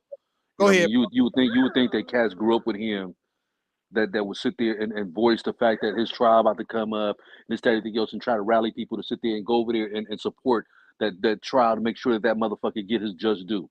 You feel me? They're not even doing that. With all the social media and Instagram and TikTok and everything else, they're not saying. I bet no mixtapes don't drop this month, y'all. They quiet. Hey, ain't shit gonna drop. I just got one question. This ain't, I ain't talking down on California, but I just wonder why nobody wants to stand up in California. Like, is it that much? Is the politics that deep? That they scared of the police and the gang. Yeah, that shit real. So what you telling me? It is, Cecil. Listen, Cecil. Oh, okay. I didn't realize. I didn't really appreciate you, Carol. I didn't realize it was that deep until I moved out there. You got niggas 80 years old living by the cold still. You know what I'm saying? This shit is real, bro. This ain't no just no boys in the hood and shit. No minutes. This shit is real out there, bro. So who runs the game then? The mayor, the police? Because somebody over the game. All of them got a hand in. All of them got a hand in. The government, from federal to state to the hood. Come on now. Oh, okay. Come on now. Okay, that's what I was trying to get to. All right. Come on now. They don't want to see it. King T, you still there? I think King T had to step out for a minute. But yeah, man. So basically, it's good over evil. Yeah, that's what it is. We fighting good over evil. Come on now. Cause them goddamn LAPD, them motherfuckers ain't nothing to be fucked up. Oh yeah, they been scandalous. I'm gonna tell you that right now. Them motherfuckers will get your ass missing, boy. They will get you missing. For real, man. That's why. And they'll do it right in your face. Right in your face. Tell you they can do it. Come on now. Because the camera caught everything. Everything. We don't need no witness. We saw everything. You know what I'm saying? So. But see, that's what I'm saying. When is the court date? Like a lot of artists, a lot of big artists and died in California. I mean, y'all swallowed some of the biggest artists in the world. Yeah. No, the court. When the court date? The first one when it start, they gotta pick the June 2nd. June. Yeah, we passed that, ain't it? Yeah, we passed. Well, it started June 2nd. But it wasn't actual court date. They just right. It just arraignment, like you know what I'm saying. They ain't really gonna do shit. They reset it again. When they come back, they picking the jury. When they come back, will it be aired on TV? I don't know. It's gonna be streamed. I don't know, because this is a high. You gotta remember, this is a high profile case. Yeah, it is. Well, what I would do is I would just subscribe to the Los Angeles news channel just to keep up with myself. Just to watch I've been looking. So, if Aaron Holder goes free, is the hood is going to accept Aaron Holder if he goes free? Yeah, go ahead. You can answer that, my sister. You can answer it. I believe in my heart they're going to take that Negro out, but it ain't going to solve the problem. It ain't going to solve no problem. It ain't going to solve the problem. Yeah, he go get some time. And I'm going to tell you, if they do take him out, y'all, it ain't going to be the games. They going to make it look like that. It ain't gonna be them taking him out because they don't want him to get out here running his mouth, talking and telling what really the fuck happened. He's gonna go regardless. If one of us do it or one of them do it, he's gonna go. Now they probably make it look like the hood did it. They probably make it, some bullshit like that. They probably make it like that because they don't need that real story to get out there. It's already, listen, this is what I want to say to LA. Y'all better raise hell when this trial starts. Y'all better go out there, that courthouse. Y'all better make sure this nigga do not walk out that motherfucking door. For real, man. And that's what I'm on, hood. That's what I don't understand. That's why I don't understand. A lot of people ain't even sitting up here, speaking on this. I don't want him to get free, right? I don't want him to get free. And I'm going to tell you why, King T. It's easy to kill a nigga. He's in peace. He's back to dust. God damn it. No, we want this nigga to rot and suffer every minute of his life behind them fucking bars. Killing a nigga is setting his soul free, god damn it. We don't want to do that. We want this nigga to be here. We can't have that, bro. We can't have that. But let me tell you something. Where we come from, to be honest with you, you know what I mean? Cats rather see that dude in the street than see him in jail, too, though, to get at his ass. I'm going to keep it real with you. Come on, you know what I mean? But what you talking about, though, there's no way in hell you could do what you did, you know what I mean, and blatantly sit there and shoot that man and go back 3 times to do that, and then talk about you got mental issues, try to take yourself and talk about you got problems. King T, what you think gonna happen when they pick a whole jury that ain't from where we from, don't know nothing about this shit, and let this dude free, man? Because they don't understand. They're not gonna free him, bro. I'm gonna tell you like this. First of all, Shitty got priors like a motherfucker. On top of that, you know what I mean? It just the way. There's no way. Even in that situation, that case was such high publicity, whatever the case was, even though they try to wait 3 years, try to wait us out. You know what I mean? There's no way they could free that man. You know what I mean? They might reduce his sentence. They might try to say he's in a mental hospital, whatever the case is. But freeing him, that's a different story. So you really think this dude gonna get a life sentence? Man, I think if he don't get a life sentence, I'm telling you, they're gonna probably do like 20, 30 years in a mental hospital, where he gonna try to get out of there in like a year or two. You know how they do people in the mental hospital. Afghanistan said that. Yeah. You know what I mean? That's what I'm worried about. Hold up, y'all.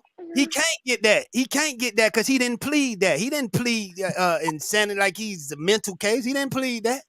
He didn't do that. That's why you went to no, but you say no contest though. Yeah, but that didn't hold up. That didn't hold up. Can I say something? Go ahead, bro. Go ahead. They already said that he's already a patient in the mental. You know, he's in the system, so he may get a reduced sentence because he's already mentally disturbed. Exactly. That's crazy. Exactly. How can you be mentally disturbed after you shoot Nipsey? He knew to go to the mental place. Come on now. Like no, he was already there. No, how you gonna be mentally disturbed and you can go back and kick a man in his head? Come on now. But how you a mentally disturbed patient? You found your way up there to that goddamn stove from way across town, motherfucker. Yeah. You ain't nothing mental. You weren't mentally disturbed when you called the bitch for a ride. Then you probably offered the gas. Right. Then take me up here. You know what I'm saying? Come on, man. But here's the thing, though. Here's the thing, right? They try to say mental because he had issues in the past that he checked himself in before. Previous. So they trying to say for his previous situation. But do you think, King? Hold on. Do y'all think that's gonna help his case though? Do y'all think that? I don't think so. Hell no. Peep to play. That's why he was used for the one at a time. Y'all go ahead. Hey, how many times you seen people use that excuse they got out of jail? Yeah. You seen in your neighborhood? Peep to play. That's why he was selected to do this. Because he was institution, dude. It's right in your face, man. You know what I'm saying? The hood already knew the nigga was crazy. So we're like, we get this crash dumb to do it. That's real. We go get a reduced sentence. Because he's already in the system. That's real. The law knew it. The hood knew it. And like I said, it's been videos with all those guys who laughed at him when he said justice for Nipsey. I've seen all those guys in the studio with him. Hey, this is the question. This is the question I have. How did he afford that lawyer he got? That ex-prosecutor for the OJ trial. He said he got that. He don't got a public defender. He's not on Y'all there. let the sister get in. Go ahead, my sister. He's not on there. He got off. Yeah. He got off the trial because they wait a minute, I'm sorry, I'm losing my word. They threatened his family and his kids. Hey, they threatened his family, his wife. No. See, I'm not talking about if he stayed on. I'm saying, how did he even afford that type of lawyer? That's what I'm trying to tell you. But listen, that lawyer is not cheap. This what I think. I think by being a high profile case, that motherfucker jumped on that bitch to lift his name up and then realized, shit, let me back up. This is the wrong nigga to support. Oh hell no. Then that's what I think. Yeah, you talking about Christopher Darden? Yeah, Christopher Darden said, "Oh, they threatening my family. I'm getting the hell out of here." The hell on. He thought it was something different. I don't think he knew what he was jumping into. Hood, I got a question for you though. Check game though. That OJ trial was a big trial. All them people got paid. Johnny Cochran got paid. Come on, he didn't go in there and say free Bono. You feel me? What I'm saying to you is for that man, for that Christopher Darden to sit there and step up and say, I'm gonna represent him. I said to myself, hey man, okay, I got you, son. And he was the goddamn prosecutor in the OJ case. He died after that case. He died after that case. Cochran. Yeah, he died of brain cancer. Yeah. Oh, okay. That's what let me tell you something. That dude, is we talk about hundreds of thousands of dollars for that man to try to represent him. I'm gonna tell you that right now. He wasn't one of those average lawyers. He was a high profile lawyer. You feel me? High profile. So my thing is, when I say who paid for that money, I'm saying to who's on the outside paying for that type of lawyer. You see what I'm saying? Who's trying to help this man try to sit there and get free, whatever the case is, after that type of shit he done did? because he probably got the goods on everybody that was involved with the shit. Come on now. So we got a whole lot of holes that we got to fill, and the only way we fill them holes is how we do right now. We talk about it. See, they don't want us to talk about it. That's why you don't see Big U and Cowboy and all them. They're not saying, hey, let's go to the courthouse, let's support Nip, this, that, anything else. Let's go to the grave site, you know what I mean? And make sure this man never come out of jail. You know what it is. These people don't give a fuck. They don't give a fuck. They know what it is. That's why Big U was laughing. But go ahead, Cecil. I just gotta ask one question to King T, since he know a lot about this. King T out there. King T out there. Hey, King T, they say, you know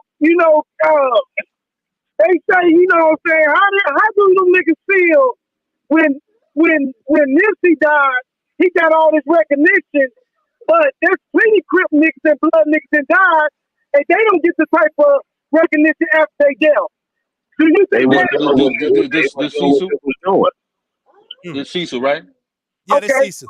Okay. Yeah, hey, to answer your question, bro, here's the thing, family. See, Nip did something that has never been done in 40, 50 years out there with so many different neighborhoods sitting up here, killing each other. And that's to walk across the street and shake that man's hand and say, let me do business with you. Let me work with you. See, Nip didn't just sit there and talk about it. He really was putting cats in from A-Trays to Inglewood, this, everything else. He was trying to get everybody on a record deals. He didn't care. He knew what it was. He knew how it was when he was grinding, trying to come up. So he said to himself, first of all, one thing I'm not going to do is let that color situation stop me from working with YG, the gang, this, whatever neighborhood. So when Nip said, hey, I got respect in 100 sets, he really got respect in 100 sets. So when you got that type of situation that transcend all that gang banging shit, and people really say, man, that dude's a good dude, and I fuck with him, whatever. That's why as soon as he passed away, the real ones came out and said, man, we're not just going to let this man just die and be forgotten. This man really did so much. The older ones, let me tell you something. I'm not a youngin' by no means, but I got there's older cats that started in the 70s, everything else that tell you, 60s and tell you that what he did, man, it's like this. It calmed the whole gang violence down in LA, whatever the case is. We was looking at each other as stop the violence movement, like in the 90s. You feel me? Not to cut you off, but you so right? Because they people gotta understand that these motherfuckers make so much money off our hoods being corrupt.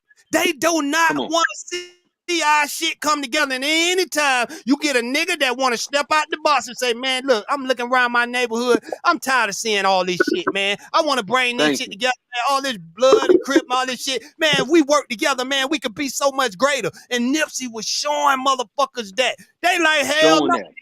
You even got niggas in the neighborhood that feel like, nah, nigga, if this shit stop, nigga, how I'm gonna eat, nigga? Fuck that. I don't see it, bitch. I ain't got no talent. I ain't got nothing going on for me but the game. You see what I'm saying? So when that come together, you got the other side plus these niggas that's already angry because the streets are cleaning up. They ain't seeing crackheads like they used to. They setting up dispensaries on every goddamn corner. And then you got a nigga over here in the corner talking about something. Yeah, man, we got to shut all this shit down and we got to do boo boo woo. They don't, man, listen, they gonna come together with these white boys because all they gotta do is come to them and say, hey, look, you see what the nigga doing now? You ain't gonna be safe out here. You know what else? He cleaning this shit up. Come on now. So you know what else? Basically, you telling me that all these celebrities that got money that can change the hood, they scared to die. They scared to die. Celebrities are non-factors. Come on. And now. another thing. No, what I'm saying is. No, celebrities, they irrelevant, bro. They make major moves. Right. They can help the hood out. But listen, Cecil, it's a lot of them that don't give a fuck for real now. It's a lot of them that don't give a fuck for real and say, hey, look, my family up out this shit. I ain't studying these motherfuckers. I'm gone. And for real. And that's why they're irrelevant. And like you were saying, if the Crips and Bloods unite and you throw the Mexicans in there because they riding with them too, that was scary. Come on now. That was scary, dude. Let me tell you something. To piggyback on everything you're talking about, right? Let me tell you something, right? And you know what I mean? Everything that in this country is all about money. Okay? If them prison cells are not filled with black men and women like us, right? They can't make no money off the prisons. They make no money. So the judges, the lawyers, the judicial system, everything else. So meaning that if gang banging kind of calm down in LA. That means that man across the street you're not beefing with no more. That means everything calmed down. There's less crime, less things happening. You don't need the judges. You don't need the lawyers. You don't need none of that. You see what I'm saying? Now. So they looked up on and said, hold up a second. This man is trying to sit there and take the money out the judicial system, everything else, because you will need no judges, lawyers, correctional officers, everything else. And people ain't going to jail. So they don't want. See, that's why they never want us to be unified as a people. Come on now. Okay. So everybody has to make sure. And to answer Cecil's question earlier, KT, a lot of people want to have jobs. A lot of people, if we straighten up, a lot of people want to have. Why you think they building more prisons than they building schools and shit, man? Thank you. That's why. They need that.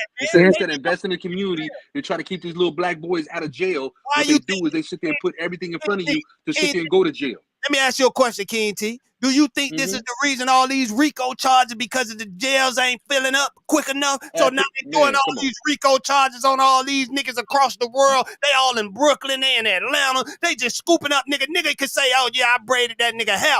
And it didn't have shit to do with it. And they picking them motherfuckers up too, man. You hit it right on the nail. Instead of catching one dude or two. Go ahead, Cecil. They going after all the gang members in America. If you get caught doing gang signs, they gonna label your ass as a terrorist, homie. Yeah. But listen, Cecil, this is the deeper conversation. This is what Hood asking. Let me tell you something. The reason why they hit the RICOs is just like how he said, you could be sitting up here braiding that man's hair, don't know him from Adam, and that barely know him because he's from your hood, right? But he's saying instead of having one or two people they get indicted, they indicting 20, 30, 40, 80 people at one time. You see what I'm saying? But check this out, King T. They getting us off. Hold on, y'all. They getting us off of rap lyrics. Johnny Depp was just in a trial. They ain't used now one of his motherfucking movies against him, did they? Did they use any of Johnny Depp movies against him? He was just on trial. They use any of the motherfucking movies that nigga was shooting and killing in this goddamn movie here? Did they use any of that shit against them? I'm telling you, man. Come on now. They trying to get us out of here, man. These niggas are telling on themselves. Come on now. These rappers now. But listen, they telling on themselves. So I get it, right? But is that enough evidence, right? To bring this man to trial and scoop him up, but Johnny Depp killing in movies, goddammit, shit that ain't enough to put him on trial and say, nigga, you was in the Pirates of the Caribbean or whatever, nigga, you was stabbing and killing people, nigga. I don't know. Is you trying to tell Cecil, us? Come on now. To answer Cecil's question, and Good, you 100% right. Cecil, yes, they talking about things. Some of these youngsters are talking about things that they shouldn't be talking about. But here's the thing, right? They talking about things that they shouldn't be talking about. But a lot of the times they're not even using that lyric to say, yeah, you did A, B, and C to that person. They're using any type of lyrics that you talking about guns and this anything else to show the jury that you're a violent person. You understand what I'm saying? So it's not about what the information they putting out there. They putting out the information of you saying you gonna shoot somebody, this anything else. It could be a random motherfucking song. They're gonna say, see, this is the type of person he is. He's violent. You know what I mean? So the jury in their head already saying, how do we free this man? King T, they looking at us like, oh, his name C Murder. That nigga did it. He did it, goddamn. He got murder on his name, goddamn it. I mean, anything with us, bro. Anything. Well, if they gonna get the rappers, well, why don't they go back and get the punk rockers? They talk about crazy shit. Come on now. They white. Come on now. You know why? Here's a simple thing. They're not talking about the rockers because rock music ain't on like it was when we was younger. It's rap all day today. You know what I'm saying? So see these kids making way more money than cats did in the 80s and 90s. Ooh, they getting way more. They get way more money. That's what they doing. They straight robbing them, taking their money. Come on now. You know what I mean? When I was younger, all it was playing was motherfucking rock music. Come on, you know what I'm saying? You barely seen a rap song besides like you had like the Beastie Boys and Run DMC, whatever the case is, when it was first popping. Come on now. You couldn't even play them songs in the school dances, everything else, because they didn't want to see that type of music. Now they ingrained into the community, everything else, into the fabric of America. Now they target our kids. So instead of us being the older ones to tell these kids, hey, man, stop saying certain things on these songs, instead of us coaching these kids and telling them, hey, look, get your money and get out that life. See, well, this is what I don't understand, right? See, when I was younger, people did things to get out the neighborhood. You feel me? When you was poor, you sat there, hit the block, whatever the case is, you know what I mean? And then you said to yourself, after a certain point, okay, let me get a car wash. Let me get a restaurant. Let me get this. Let me get that. Let me get me and my family out of there. See, longevity in hustling has never been a thing. You feel me? Because it's going to be death and jail and everything else that come with that. But nowadays, for some reason, our kids. They tried to kill us. But here's the thing, though. Our kids are making so much money, like Thug. You feel me? Young Thug. He got all that money. What you doing, gang banging instead of pulling your people out of that shit? But see, we gotta look at the OGs. This is what these stupid niggas being taught.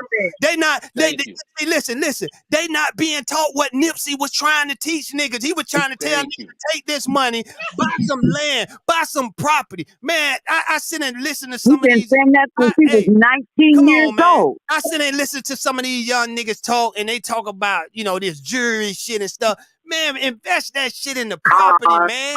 Y'all niggas is losing out here because, see, this is the shit why we always end up back in the same hood that we, like you said, King T, did all we can do to get the fuck up out that motherfucker, and we end up back there because of the decisions we make. And as long as nobody in place to teach us to make the right decision, we gonna always fuck up. And they don't want no niggas like Nipsey talking. They didn't want no nigga like Martin Luther King, Malcolm, Tupac. They didn't want no niggas talking on goddamn growth, man. Anytime motherfucker come up talking about growth in our community, they get whacked, killed, and that just teach. You know what they do? You know what they did to Larry Hoover? You know what that shit do? That teach the other youngest behind them. Look, fuck that, man. I ain't trying to be like this nigga. I'm gonna just keep doing it the fucked up way like I've been doing. Niggas ain't dying doing it this way. You know what I'm saying? And we ain't growing, bro. We're not growing. Anytime a nigga come and be that goddamn influence to the hood, and he talking to them some part. Listen to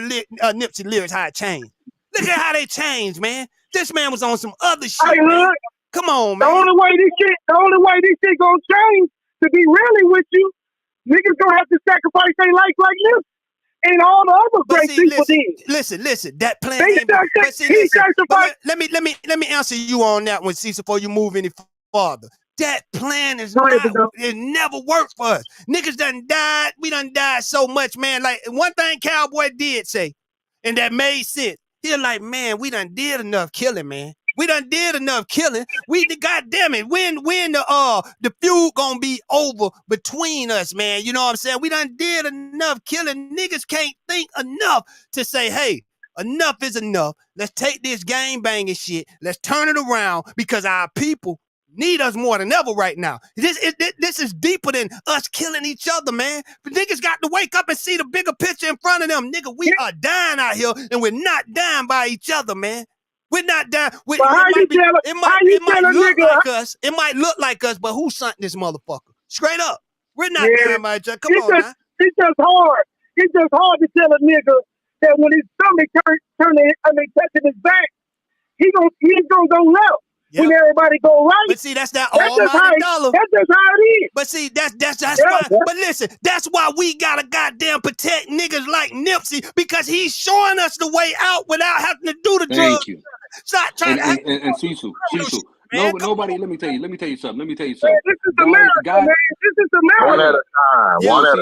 One at a time, y'all. One at a time. Check James. Cecil, to answer your question, bro, and I understand what you're saying, bro. We, you know what I mean? A lot of us, we didn't grow up with a silver spoon in our mouth up in Beverly Hills. You understand what I'm telling you? Right? So everybody had to crawl and scratch out this shit. What Hood is telling you like this is, when you got a situation, when you got a cat like Nip that show you the way that you can sit there and get your money and get up out of there, whatever the case was, so you can sit there and not have to look over your back, whatever the case is, to sit there and take care of your community and your family. You know what I mean? That's what we need to teach these kids on. You feel me? See, there's nothing wrong with going out there and go eat. Let me tell you something. If you starve, if this everything else, you go to a store and you grab an apple and you start eating an apple, everything else, you think God gonna say, "Oh, you stealing?" No, God gonna say, "You hungry? You gotta feed yourself."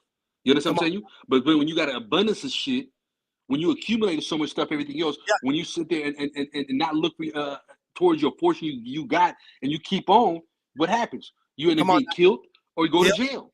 But look at But listen, King T. That's why you gotta get your money and get the fuck out. Cecil, look at the ones who pay attention, y'all. Look at the ones that's surviving. The female rapper that's talking about nothing but a pussy all day, and the rapper that's talking about stepping on their dead ops, man. This is what we got for music. So every day these kids wake up, they're getting brainwashed over and over and over again. We got to put an end to this shit. They can't keep killing off niggas like Nipsey's, man. They can't keep killing off niggas like that, man. And we sit here and go for this shit like it ain't no coincidence. Like it ain't no coincidence that niggas is dying the same way right after Nipsey. And niggas still ain't waking up on this shit, man. For real, man. Can I say something? Go ahead. Go, one of y'all. Go ahead, Texas, and then you jump right in California after. Hey. Okay. I just want to say this here. If they give us reparations, right? They give everybody black reparations, right? Come on. You know what we gonna do? They ain't giving our... No. Go ahead. Listen, let me talk. What we gonna do? No, I was going to say they trying to get ready to pass some reparations in California. Woo. No. I'm moving to Cali. I'm moving to goddamn Cali. Go ahead, bro. Well, what we gonna do is it'll give the money right back to them. Yeah, yep. And that's all gonna happen. We already got reparations. Not everybody gonna do that. Listen, they gave you motherfucking stimulus and PPP loan. A lot of these niggas got 50, 40, 50,000, 100,000, and niggas ain't did shit with it. Ain't by one piece of goddamn land. Nigga motherfucker goddamn Chili's and Applebee's was packed in a motherfucker when all that shit came out. In the shoe store, goddamn Foot Locker made $100 million off you dumbass niggas getting that shit, man. We can't. That's all gonna happen again. Come on, bro. Come on, we can't holler. Everybody needs to fuck that money up. Come on, niggas helping them build more. We set and what's going on now? Come on, murders. But crime rate, carjacking. Because they took the money out the system. They gave us that. You got to think about it. If a nigga, I'm finna let you get in California. If a nigga live 3 months straight, he ain't got to worry about nothing. He got the dope, man. He right there. He's been getting all the dope he need, everything right there. They know what the plan. So they take that away, right? Now you got a bunch of starving ass niggas out here with habits, big ass habits that's going crazy. And we seeing the results right now. This is the result. Remember, if you think about it, just last year, a couple months ago, everybody was happy. Everybody had money. Everybody was happy. Nobody wasn't thinking about shit. You know what I'm saying? Bitches was in the snow. Bitches getting bombs, extra dollars when they pull up at the red light. God damn it, everybody was happy. But once they pull that shit out, because that's the God that's known to us, god damn it. Once they pull that God away, god damn it, they going crazy now. And these niggas is losing their goddamn mind out here more and more. And guess what gonna happen, King T? They're gonna let enough nigga goddamn die off. They're gonna let enough niggas die off through this shit here. Then they gonna give us some more money, right? And then niggas gonna go give it right back to them. And then there's gonna be some more killings after that. And they gonna keep doing that shit to us. Because they know how to fuck to play with us, man. They know how to fucking play with us. But let me let California, hold on, Ted. Let California get in, then you dive in after her. Go ahead, my sister. I lost my train of thought. Oh God, I hate that. Go ahead. Well, I know. Okay. Well, I know the pattern is every time we get a leader, they send another brother to kill him. Come on, that ain't gonna stop happening. That ain't gonna stop. So that's the pattern. That's the pattern. But see, niggas, it's right in our face. Come on now. But see, what we got to do is, right, we got to start protecting those leaders we see. You know what we do? We make these motherfuckers' names so big after they dead. We good at that, boy. We the number one promoter of dead nigga, boy. We'll make that nigga shine so high after he dead. Let's start doing that shit when the nigga here doing everything for us. We gotta stop seeing this shit after the fact, man. We gotta stop seeing it after the fact, man. When we gonna wake up? By design. Yeah, you're right. We not gonna wake up. We the people that's on this phone is woke. People in this chat is woke. Come on. But most people ain't woke. Most people don't even care about it's a nuclear war. People still driving 80 and 90 miles per hour. They ain't preserving gas or nothing. They just going with the flow. Cheap. Right. Stupid. You're right about that. You coming out smart. They doing 80, 90 miles an hour down the street that I live on. I'm telling you. It's right in your face. So we're going to stay stuck and stupid. And they ain't talking about just black people. The whole Western Hemisphere. Come on now. It's got to be something major go on. And we ain't even prepared. We ain't even prepared. Nigga ain't even prepared to goddamn run to the next state. Because you niggas. Most niggas don't even know how to fish or hunt. Come on now. I mean, it's you know. You talking about them New York City boys? Go ahead, I'm talking about niggas everywhere. Yeah. New York City, a whole ocean. Hey, New York. I've seen people in New York fishing. They know how to fish. But most niggas don't know how to do nothing. Yeah, most niggas don't know how to do shit. And we better start going back to making clothes, sewing, and bringing back manufacturing. Start getting some shit in your garage or something. Start making shit. That's what I see what's going on in Dallas and Houston. I'm from Austin. There's a lot of black business in Houston and Dallas. But like we don't have the scale. We don't have the scale. We don't have the economic literacy. We don't have shit, dude. We don't have no resources. We don't have no silver. We don't have no steel. We don't own no infrastructure. We don't get no contract. $2 million a month off turkey $2 million. But you know what? Off fucking turkey legs, my nigga. Look how much they get taxed. $2 million ain't nothing. That ain't nothing, dude. No, it's not. What you think? Nah, if a motherfucker, I bet I can make it church for the rest of my life. Maybe you can, but most can't. That's not a lot of money in America, dude. That ain't a lot of money no more. $2 million, shit. I run through that shit. That's it. They gonna take 600,000 of that. Yeah, they gonna take taxes, and then you got if you don't own a house, you're going to buy one. You already know that. That's gonna be majority of it. Go ahead, bro. Why you think everybody moving down south? My auntie that sold her house up here for like $400,000. A lot of celebrities are moving back to Mississippi. She spent $150,000. She spent $150,000 for a full red brick house. Cost of living. It's funny you say that. One of my people did the same thing. He went out there and got a house for a little under 100,000. Right. No, I'm dead serious. Hey, I'm scared. And he had a house. He sold his house for like 500,000, 600,000. He went out there and bought a house for 100,000. That's my plan. That's my plan. My house is going up everywhere, so you're not gonna win. They're not gonna let you win. Not in Mississippi. Hey, cost of living. I ain't gonna lie. That motherfucker going like a motherfucker. Okay. If you got the money, whatever the case is, you know, every region has different property rates. You feel me?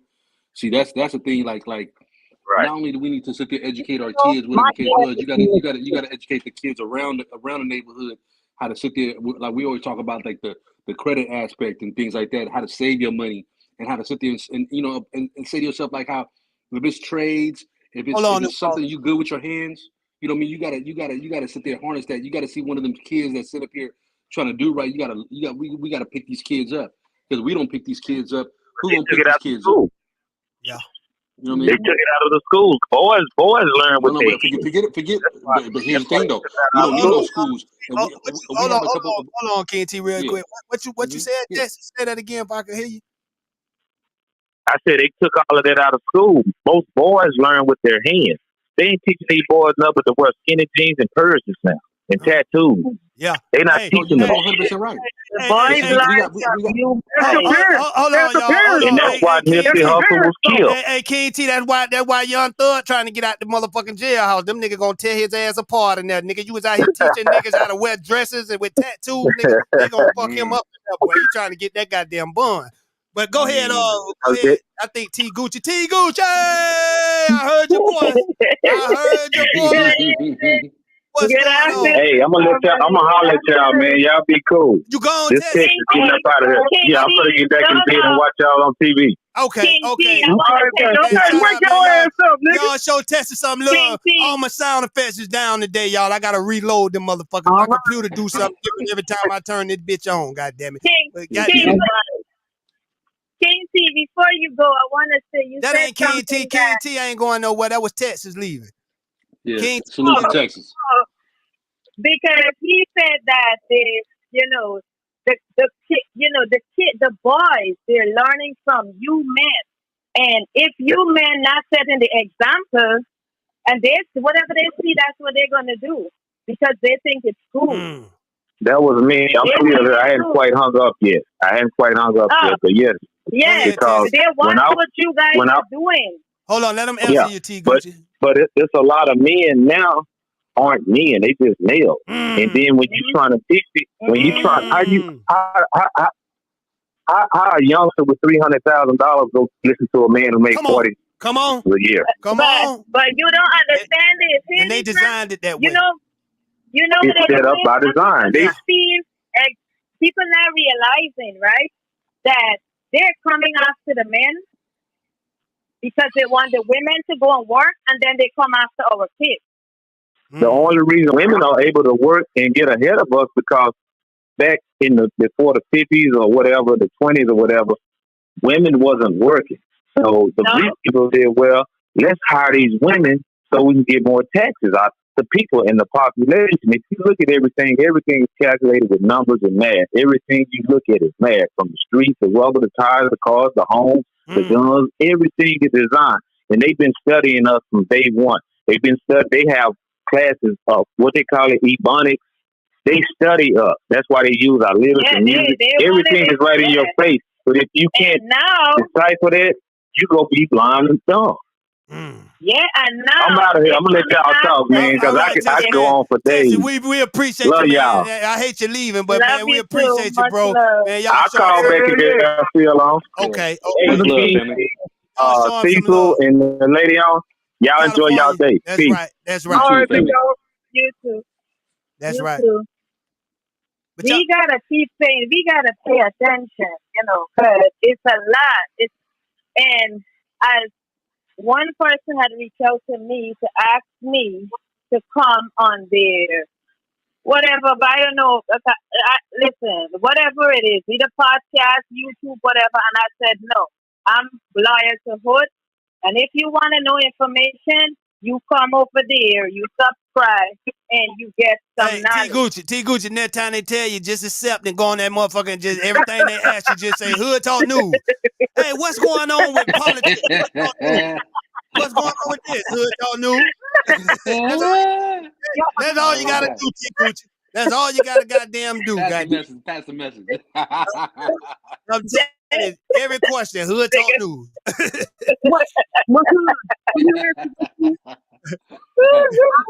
What you say, Cecil?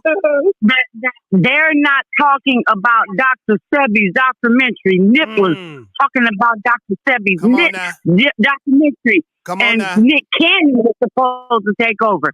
Ain't nobody touched that documentary. Hey, but you see what happened when Nick tried to take over? They canceled the goddamn Wild 'N Out show and every goddamn motherfucker like, okay, nigga, you play with it you want to, and that's when we found out Nick do not own shit.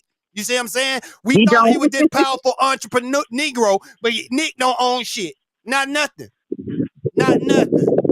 And that's how they do it. Today is the Masked Singer. Come on now. He's doing the Masked Singer. That's it. Somebody mute their phone. Y'all mute your phone. Mute your phone. Hey, somebody in that goddamn win. Somebody in the win now, goddamn it. All right. That nigga in the win, boy. This ain't the time to be dropping the top. They killing out here on the streets, goddamn it. Shit. Man. It's just crazy, Hood, that, man, it's so much opportunity out here, bro, and you can't take everybody with you, like Nipsey said. Yeah. Some people gonna get left behind. Some people. So I'm not waiting here. Yeah. I'm not waiting on nobody else, bro. Come on, I'm taking care of my family and my friends who's close with me, bro. What's your advice that to every individual? What you think they should do for self in order to, to move forward? Because we want to see our communities grow. We want to, we want to do bigger things. We want to bring the people with us that want to do the right thing, just like we want to do. You know what I'm saying? So what you niggas just gotta put the work in, man. Man, I graduated with a high school diploma. Some part I was in special ed. Now I own my own house. Finna get another house. You can't tell me it's opportunities out here. You know what I'm saying? So I think it is. Niggas gotta tighten up. You know what I'm saying? But don't get some information. Cecil, my thing it ain't hard. Life is hard if you make it hard. It's opportunities, right, for individuals. But if you say, I'm bringing all these niggas with me, it ain't no opportunity. You can't do that. You see what I'm saying? You can't do that, bro. Everybody got to break off. Yeah, you right. Everybody got to break off in their own section. Everybody family. You don't fuck with everybody in your family hood. Hold on, Caesar. If you don't bring certain people with you, there's illness, there's justice. That's what we're talking about. Yeah. People get mad because you have rose above, you have risen above, but everybody ain't meant for success. Everybody ain't meant billionaires or millionaires. I say that all the time. But it's okay to bring people with you, but you got to know who you can bring, who you can trust. Yeah, you got to. You got to. Because one thing about it, man, when God bless you and he give you something, that shit is for you. Now, you got to figure out how you can help people with it, but everybody don't deserve to be on that same level that he blessed you with. Like you just said, everybody can't really go like that. You know what I'm saying? But my thing is I try to find a way to even bring the ones that don't supposed to be on the same level as you. Some type of way make them fit in, you know what I'm saying? Because my thing is, I want to try to give everybody hope. You see what I'm saying? Especially in our community. You can't do that. You can't do that, huh? Yeah, I know. You can't do that, bro. Shit. Stop that. I see that shit. Stop that. You wasting your time like that, bro. But see, listen, but then that set us back. But Cecil, I got a question for you, Cecil. Go ahead. If Hood's saying that we got to give the kids hope, and you say we can't do that, then where the kids gonna be left at, bro? If we don't sit there and put that hope in there, bro. See, let me tell you something, family. I have to. But see, no, I understand that. But listen, this what I'm trying to tell you. But that go back to what he said, King T. So you gonna have to die for this shit. So that's like dying for this shit. When you trying to help these kids, sometimes you gonna have to make them sacrifices if you want to see them grow. You know what I'm saying? Everybody will not make it. Let me tell you something. Let me tell you something. You might talk to 10 kids, right? You might talk to 10 kids, and then one might gravitate to what you're saying. At least you capture that one mind. You see what I'm telling you? See, and if you don't open your mouth to sit there and preach and tell the kids how you sat there and went through your trials and tribulations to become who you are, how they gonna know? If like Hood said, if they all they see is if they seeing killings and this everything else and all this stuff on rap music and all this stuff that is going on, it ain't no grown men sitting up here teaching none of these kids nothing. How they supposed to learn something? Come on now. You know what I mean? And we don't understand that all these little black kids is a reflection of us, and we gotta take a village to raise these kids. We gonna be lost we gonna be lost. I'm telling you straight up. So yeah, not every kid's gonna listen to you. Not every kid's gonna gravitate towards you. But I promise you this though. You know, one thing the kid ain't gonna ever say is, "Hey, that man never tried to steer me wrong." Hold on, King T. One thing about it though, what Cecil was saying, right? Cecil, you gotta understand what you building right now. That next kid that gonna come and take over your shit when you die, because one of your kids gonna get it. They gonna fuck it all up if you don't teach them that. If you don't teach these kids now how to, do shit the right way and shit, all you work for is gonna fall straight the fuck down to the ground. That shit, I done seen it happen a billion motherfucking times. So some of this shit, you know what I'm saying, we got on us. It's on us. It's on our generation, man. Right. It's on our fucking generation. I learned from my father. I learned from my father. Yeah, I still got my grandmama house in Mississippi. I would have never done that if it wasn't for my father. The house is not livable, but my dad said you can buy this house and get collateral off the house. Right. I mean, you right, Hood. I got taught that. Come on, and I'm gonna teach the same thing to my son and daughter. And he gonna teach it to his friends. It's how these kids coming out the door. But go ahead, T. Gucci. I ain't gonna cut you out no more. Go ahead. But it's King T. I just want to make it correct. Yeah, that's T? Yep. Yes. Okay. King T and Cecil. Okay, see, I know Cecil. He's stupid. The King T. All right, go ahead, sister. Go ahead. What you said makes a lot of sense, because I'm going to tell you, there are a lot of kids that are willing to learn. For instance, a couple of days I was coming home and it was a fight, and I passed. It was like six of them, 6 boys, and I passed, and something keeps telling me, go back, because one of them, he had hit the guy in his blind. Something say go back, and something say no. Then I said, you know what? The blood, and I went. And I talked, I get one, and I said, come. I said, what you doing here is not right. You're so handsome. Look at all of you guys. Since I started talking to that one, the 5 of them came. And they were listening. You know, they were making monkey motion and exactly, signs. sis.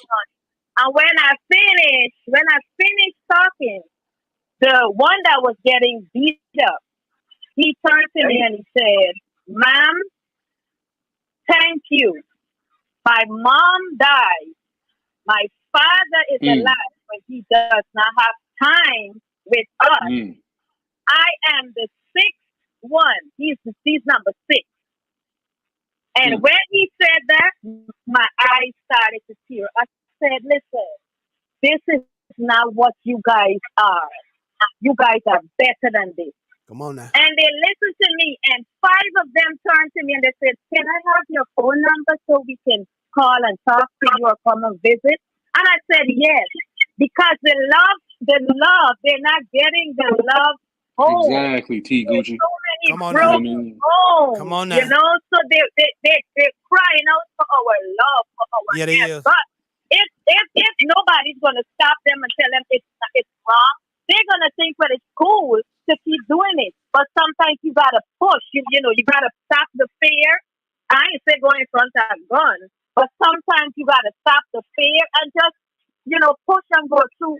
And they're willing to listen. That's what I'm saying. Yeah. If I was rich, I would have got a foundation. I would have got a building and put all of these kids inside and tutor them for free.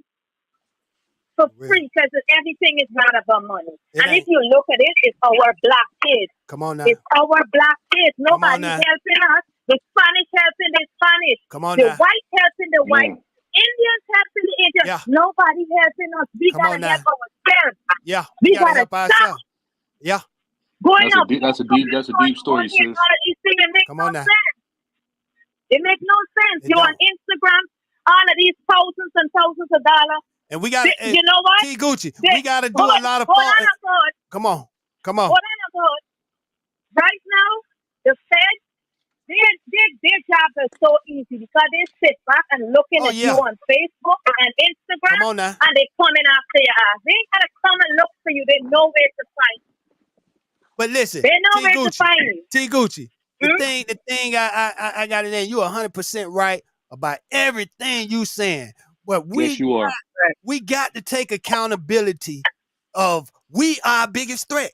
We are bigger. They can't do nothing to us unless we allow it. We allow them to come in and do things that. And how are we allowing them alcohol? We allow them to use us to do things. How are we allowing them alcohol? By letting them manipulate us with that dollar bill, man. That dollar bill, motherfucker. That's one. Go ahead, speak on it. And two, we're with the money, we're supporting them. We're lazy because we don't want to grow our own food. We don't want to do natural stuff and just leave these fantasy world. Babylon is falling down. Believe it.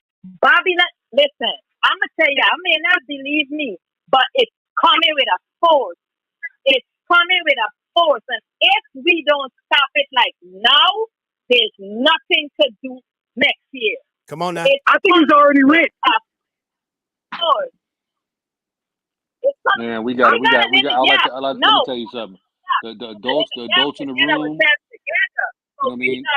Let me tell you something. The adults in the room, they gotta look at themselves in the mirror and say, what are they doing to change the things that's wrong with us? See, we can sit there and complain about things that's going on in our communities, everything else, but if people ain't lifting a finger to sit there and try to change one child's mind to give that hope and everything else, where we gonna be at? See, Nip could have easily sat there and said, hey, I'm making music. I can go up to Beverly Hills, whatever the case is, and never be around nobody from the hood no more. You know what I mean? What he decided to do was to say, hey, I'm gonna sit there and show these kids that I was just like them when I was younger, and I believed in my dream, and my dream came to reality. You see what I'm saying? You see one thing about life, and we all been kids. If you have a dream, everything else, the hardest part is when a adult sit there and crush your dream. Yeah. The other thing that leaves a thing in your mind is the person that sat there and told you the right things in life to try to help you out. You might not listen at that moment, But later on in life, you're gonna say, man, that's the only black man that sat there, really was conversating to me, try to tell me to get out the gangs, everything else, and how I can sit there and better my life and better my, better my community. You feel me? But see, hey, I That's what need to be on. was just telling my son that the other day, right? I said the same shit you just said, King T. You know, certain things it's on us because we failing these kids. I'm gonna tell you right now, if anything going on in this world, it's because of our generation. Grandma and great grandma didn't fail us. That's why we turned out to be the way we is. And I tell my son all the time, I say, I'm going to tell you what I need to tell you. If you might not process it now, but it's going to help you later on in life, because how many times y'all say, damn, mama told me that, grandma said that, they going to process it later. So we got to stop being lazy ass parents. We got to preach it and teach this shit to our kids and let them know, man, because it's going to seek in. It's going to seek in later on in life. These are the tools they going to fucking need. We are failing them. We are failing these kids. Go ahead, T. Gucci. But listen, I don't know. You see, I don't know if you guys don't realize our rights are being taken away right in front of our eyes. I was looking at Canada. Canada passed a bill with some digital something. They're going to track where you go, track how you eat, track how you walk. It's coming here next. It's coming here next. The new world. If we do not act on it now, if we do not act on it like right now, it ain't us gonna be fucked up. It's the kids gonna be fucked up. We done lived our life. Exactly. The kids gonna be fucked up. If we do act on it, I believe the children are the future. Shit. Children are the future. If you act on it, how are we gonna fight the machine? You gotta give us a solution. That's why. Because listen. Go ahead. Listen. That is why. I don't know if I should say. That is why when they bring out this back, the back, I said no to it. People said that I was crazy, but I'm not. That's the first step. People are saying, how can we fight the machine, though? Hold on. People are saying, oh, it wasn't the mark of the beast, and this. Since you get that in, you already doomed. Who took it? They already doomed. Kudos to them. Now, the ones them that are fully wake up, we gotta now push, and me alone can't do it. We gotta form a group. No Black Lives Matter and all them crap no more. Those things them things that make no sense. Yeah. We gotta come together, get our own radio, own YouTube, own channel. We gotta own our own bank. We gotta own our own schools.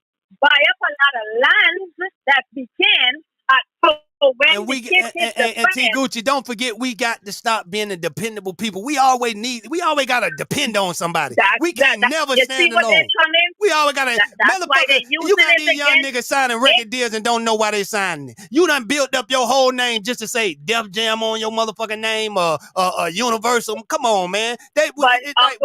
We always depending on something, man.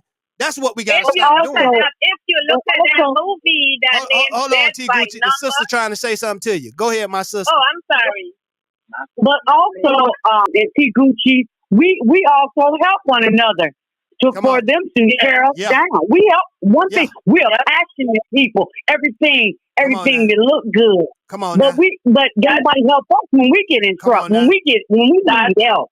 Come on now. That's why sis, we gotta stand firm. I hear a lot of people saying, oh, they do that too. There we go again. We got to stop worrying about what they do to each other. What they do. We gotta worry about what the fuck we doing. We gotta worry about we gonna never get no goddamn father until we goddamn it blame ourselves, know what we against, and handle this shit. Because like I said, it's not gonna be us that's gonna fall. We gonna be gone. We gonna be in the dust, goddamn it. It's these kids that's gonna hurt. Grandma didn't leave us here.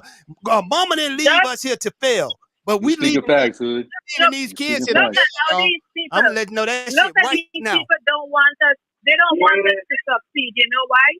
Look at that shooting in Boston. You see that black security guard that they killed? That was the man that was coming up with the idea of the with cars running on water. Come on now. Look it up. Do your research. They don't want us to succeed. That's why we gotta stop talking. What you mean by succeed? All of these people. And another thing too, because a lot of these kids y'all seeing that's acting out and doing shit is these kids that coming from the parents that's smoking weed with them, going to the club with them. You can't do that. You got to be a parent. You can never be hood. To your goddamn kid. It could be like what T Gucci said earlier. You might walk by and talk to that kid and find out that kid don't got no parents. Come on now. You see what I'm saying? Yeah. That's the sad thing. We look at these little kids and we automatically say, oh, these kids is bad. This is this, everything else. We're not even knowing what trials and tribulations them little kids going through. Come on now. You know what I'm saying? See, the reason why I am the way I am is you know what I mean? Hey, listen. If one thing about a kid, if you don't give them hope, if you don't give them confidence in themselves to achieve anything in life, whatever the case was, then it's easier for them to go do hopeless things in life. Come on now. What I'm saying? So the reason why I say that is because I was that kid. You know, I was that reflection of that kid that was out there doing bad shit. Thank God. And I understood that. You know what I'm saying? But like Hood said, you know what I mean? I remember when my grandma was telling me. I remember when my mama was telling me. You know what I mean? When my daddy left behind for me to learn, right? And I said to myself later on in life, I said, damn, I said, my mama said this, my dad, you know, my grandma said this, my daddy was like this, you know what I mean? And all of a sudden when you get older, you have reflections of what you could have done and should have done, whatever the case is. Sometimes the kids ain't got no chance. Sometimes they only learn that, you know when they learn that when they go to prison. You feel me? So instead of us for them kids to learn that until they go to prison. Well, here's the thing though. Instead of for them to learn until they go to prison, for them to learn that and learn black unity and everything else, to know how to, regardless what gang you're from, you gotta sit there and click together. You know, you learn that shit in prison. Why kids gotta wait that they go to prison to learn that type of stuff? That's why black men and women, when they go to prison, they come back out and they say to themselves, "Man, you know what I mean? I done lost so much years of this. I wish I could have done this, that, everything else." We gotta say to ourselves, if I can help one child, come on. Okay, that's what people got to understand. See, people think, oh, you know, I got to sit there and take the whole community on. No, what I'm saying to you is try to help. If one child says to themselves, man, you know, I appreciate what that black man or that black woman said to me, whatever the case was, to be a better man. Just like how Nipsey, it was a homeless lady that told him to lead the way, like he said in the song. You feel me? And Nip said he came and brought him in tears at 12 years old, and then he believed in himself to say, dang, that homeless lady said I could lead my own future. You see what I'm saying? And it wasn't even a business person. It was a homeless lady. Go ahead. Can I jump back? Look, to answer your question before I forget, you know, old people when they up in age, they be forgetful. Like, to answer your question, you said, how can we do? We start by stop supporting them. Come on now. Stop supporting. Who you mean by them? Who you mean by them? Stop supporting the people that don't support us. Point blank. Stop supporting the motherfuckers that don't support us. Grow your own food. If you can homeschool your children, you homeschool them, and let's stick together. You gotta start from somewhere. You gotta stop. But that's the key, T Gucci. That's the key. The key is what King T just said and what you just said. We gotta goddamn raise these kids better, and we gotta stop supporting what don't support us. Because some type of way, we do it from the food to the clothes to everything. That motherfucker, I could put out a pile. Hold on, y'all. I could put out Cecil. I could put out a goddamn pile of fucking pants that say Tyrone Johnson. Ain't none of you niggas gonna buy. But if I put goddamn Ralph Lauren or Louis Fiasco or some type of, you motherfuckers is gonna go support it. That's the bottom line. We got to stop supporting what the fuck don't support us and start raising these kids and stop letting fucking social media raise our fucking rap music and social media. Once upon a time where rap music was doing a good job of raising these kids, and they were talking about fight the power, and they were talking about UNITY, and they were talking about that type of shit, and they made us wear African medallions, and all. They had a problem with that shit. But right now, you cannot. Listen to me, y'all. You cannot let these motherfucking drill rappers stepping on niggas raise your fucking kids. You see what the fuck going on, man? Niggas are kids are dying because just trying to imitate what the fuck they doing, and they ain't really no part of that goddamn life and getting killed for nothing. You see what I'm saying? Another thing too. Social media. We feel you, Hood. Social media is the social media is the biggest demon that they have. I'm gonna just show you something. If I hear one more little girl talk, hey, listen, T Gucci. If I hear one more little girl on a record talking about her pussy, goddamn it, I'm gonna jump. I'm gonna fucking jump, man. Fuck this shit. For real, man.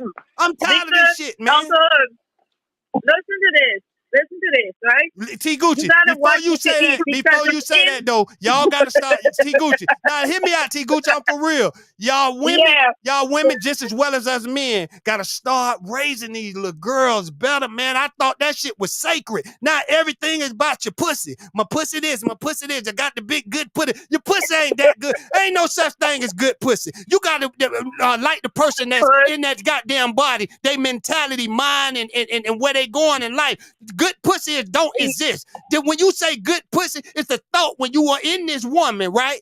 That's what make the pussy good. She look good to you. She got her brains on right. All this good pussy stuff, man.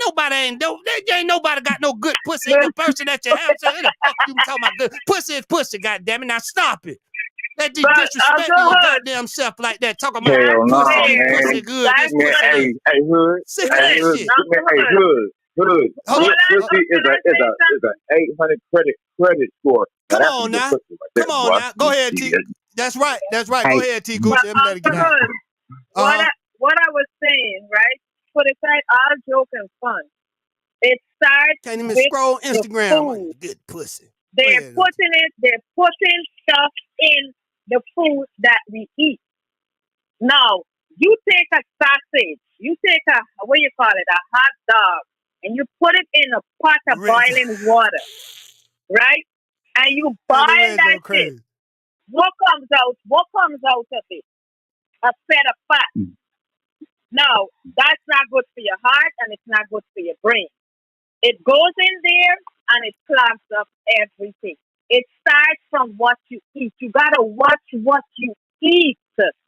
I keep telling you, you gotta watch what you eat. They program us with the phone. And the young girls. And listen, young girls, watch what you're listening to, too. Watch what you eat and watch what you're listening to, man.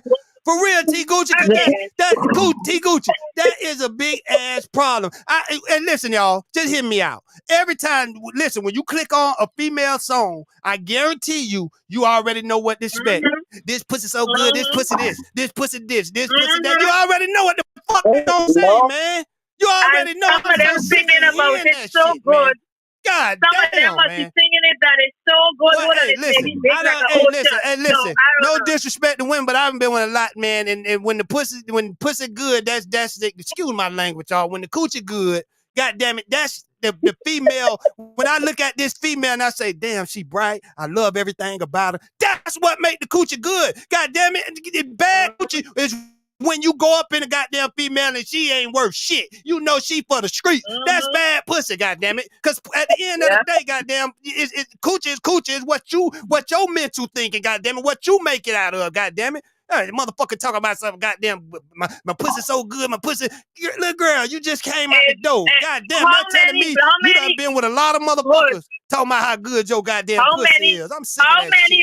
How many white female singers that sing like that? They got one and two. I already know. I can write. Hey, listen. I'm a psychic. Hey, Hood. I got a question for you though, bro. Hold on, TNT, before you say that. I ain't no psychic, but I can predict everything gonna come out these niggas' mouth and these women's mouth. The niggas gonna start off their rap stepping on niggas, kill niggas, and the women gonna start off their rap this pussy good, and you know you want this pussy. They gonna always do the same shit, man. A repeat cycle, goddammit. Shit. Go ahead, King T. But you know what gives me hope, bro? They used to say the same thing about us when we was kids when NWA was coming out. Come on, I'm saying? When Two Life Crew came out and all the stuff was happening, everything else. Bad. Now you realize. You know what I mean? No. It's not as bad as it is now. But I guess what I'm telling you is, even back then, our parents and our grandparents used to tell us, "Oh, y'all listen to devil music and this, that, everything else, da da da da." And what it wasn't the music that was influenced us, right? It was what the environment is, right? So we changed our environment, everything else. That person, even though I sat there listening to NWA, Ice-T, this, that, everything else, I became different, everything else, because I understood that that's music, and I got to take care of myself as a man. You understand what I'm telling you?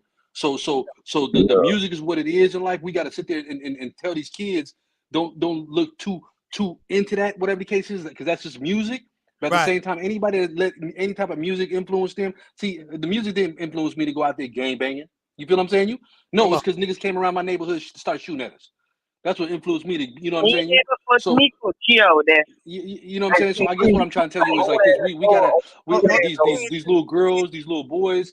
The reason why they talk the way they talk is because, like you said, that broken thing of grandmas and moms and them raising kids, everything else. There's a lot more black men nowadays raising their kids, bro, than they ever been in life. You know what I mean? I tell you that because I'm a single dad with a 2-year-old. You understand what I'm telling you? You know what I'm saying? This is reality in life. So not only do we have the family structures that's broken down now we even have the fact that some of the women are not even doing what they supposed to be doing to even raise these children. You got daughters, King T? I do. Yeah. See, I got my daughter's self-sufficient, you know what I'm saying? Got her own business and everything else. Do you think you could raise her to be a woman? I'm just asking. Hell yeah. Without that woman there, you think you could raise her to be a woman? No, you can't. Because I'm gonna tell you like this: it took her mama, it took all my sisters, everything else, to check on Facebook and say, "Hey, that little outfit you put on, or what you trying to put out." My sisters would sit up here, you know what I mean, and they were calling her and checking her and everything else.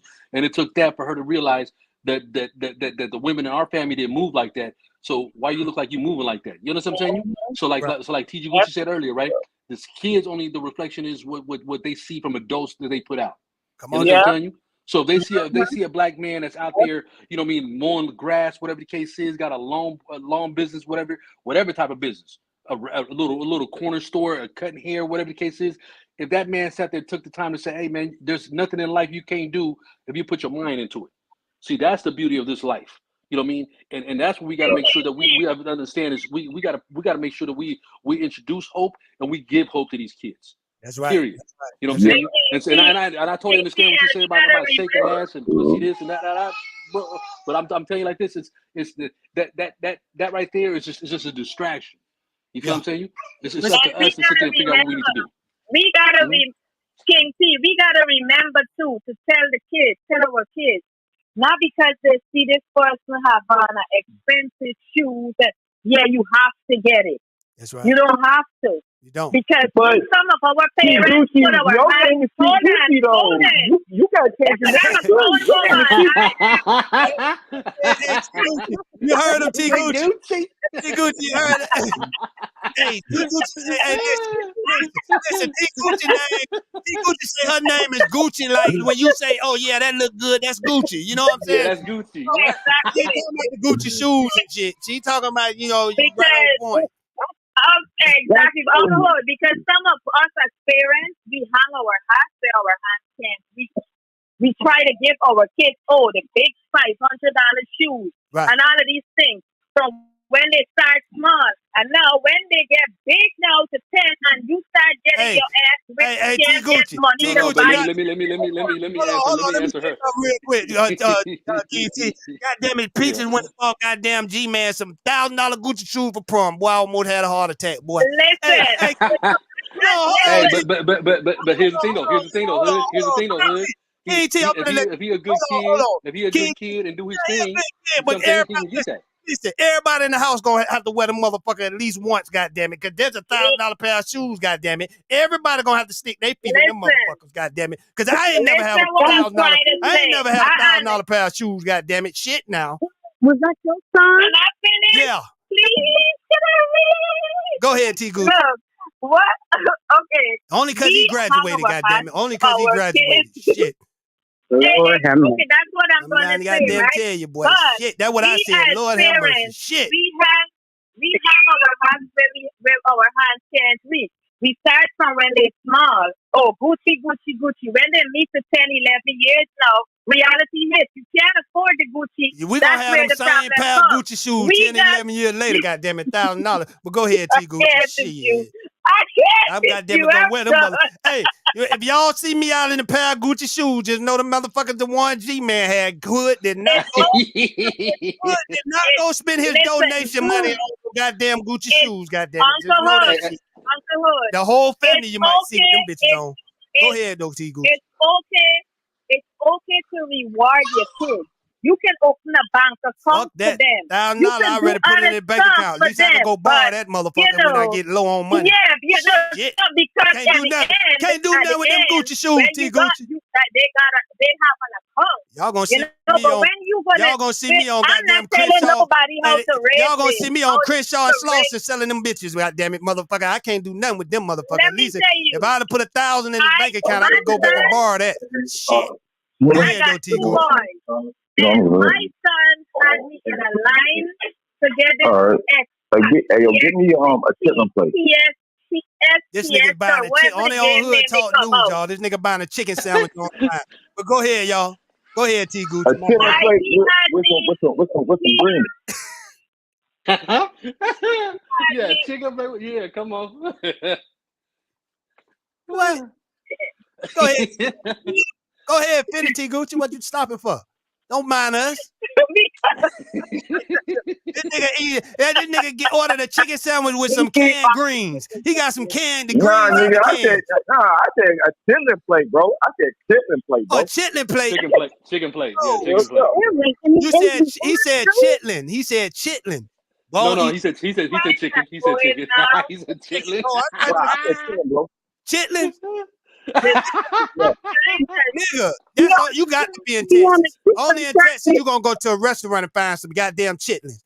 Goddamn shit. No, I don't want none of them. I'm telling you, I can't eat anybody chitlin. Every time I come out for ATN, I gotta go and get money and crocodiles for my throat because I gotta shout it over these men. Oh shit, we sorry, T Gucci. Go ahead. This nigga talking T Gucci talking real shit. This nigga talking about chitlins. What the fuck going on? Go ahead, T Gucci. For real, this nigga talking about a chitlin plate. As I was saying, I am not telling nobody how to raise their children. But the road ahead is not like 15, 20, 25 years ago. The time you're going to take your kids and bring them from head to toe with their fancy name brand, open an account for them. You know, teach them the right from wrong. So when you dead and gone now, they know that when you teach them what truth, and they don't have to go and teach now to fulfill what you left off. Right on. That they can continue wearing brand names. Right. That's not how we want. That's because some of us living in a fucking pen, excuse me. Yeah. And buying all of these brand names for our kids. When you dead, and some of us don't even have a life insurance. Hey, those are important. When they bought them motherfucking pieces coming in the door, goddamn happy to like, yeah, they take you to the back and everything. They better take you some goddamn $1,000 goddamn dollars. Shit, I don't want to. They better goddamn have a dinner in the back for me too. The fuck? You got me dying over here, bro. KT, I'm an old school nigga. I make it last, goddamn it. $1,000 shit. We gonna eat for goddamn a whole goddamn 3 months, goddamn it. I make it work. Shit. But here's the thing though. This what I got a question for you, Hood. So you know what I mean? Like me, you know what I mean? I do for my nephews and nieces and my daughter like I did, right? When she was younger. If you're doing what you need to be doing grade wise and you ain't causing no problems and everything else, I'm gonna give you whatever you want. Yeah, and that's the thing with him. You know, he do it. But at the same time, I'm gonna teach you to value that money though. You see what I'm saying? And give you the option to say, hey, you can put this in your bank and it could accumulate interest, or you can sit there and go buy that $1,000 Gucci. I'm gonna teach them how to be cheap, goddamn it, because goddamn it, I'm the cheapest nigga in America, goddamn it. One more nigga in America that's just as cheap as me. I don't know what that nigga at though, but yeah, I'm the cheapest nigga. Lorenzo, ain't nothing wrong with that. I want to say this to Lorenzo. Lorenzo, let me tell you. Lorenzo, your own food.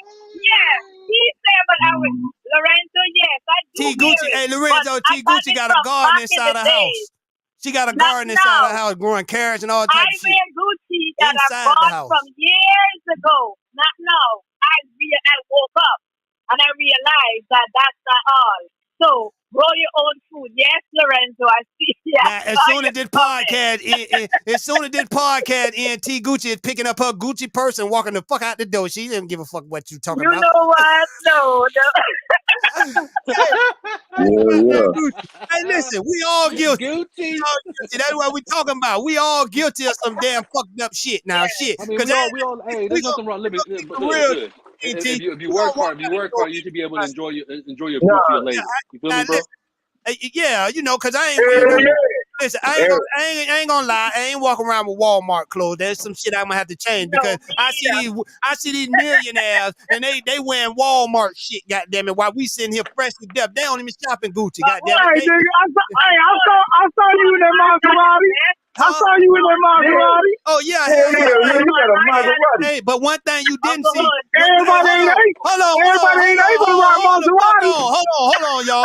Hold on, y'all. Let me speak on that. God damn it. One thing you didn't see is that motherfucker go back to the rental car place. You didn't see that, did you? You ain't see that motherfucker. That motherfucker went straight the fuck back. Now that ain't that motherfucker in the garage. Damn it, that was for that motherfucker in the garage. That motherfucker was a rental. What color? Hey, what color? Shit. What color is the seat in your Durango? Shit, they a regular leather black seat. Goddamn it, they ain't got that. You that red, bro. That means you got an hell SRT. No, nigga, my shit black. Nah, see, nigga, don't try to listen. Don't put that rich shit on me, goddamn it. Now, goddamn it, any nigga could go rent a goddamn car. Now, don't put that shit on me. Now, I ain't. Oh hell no, hood do not cap. I'm gonna tell you that shit right now. One thing you didn't see is that motherfucker go back to the rental car place. I'm gonna be honest with y'all. Shit. Hey, let me share a story with y'all. Let me share a story with y'all.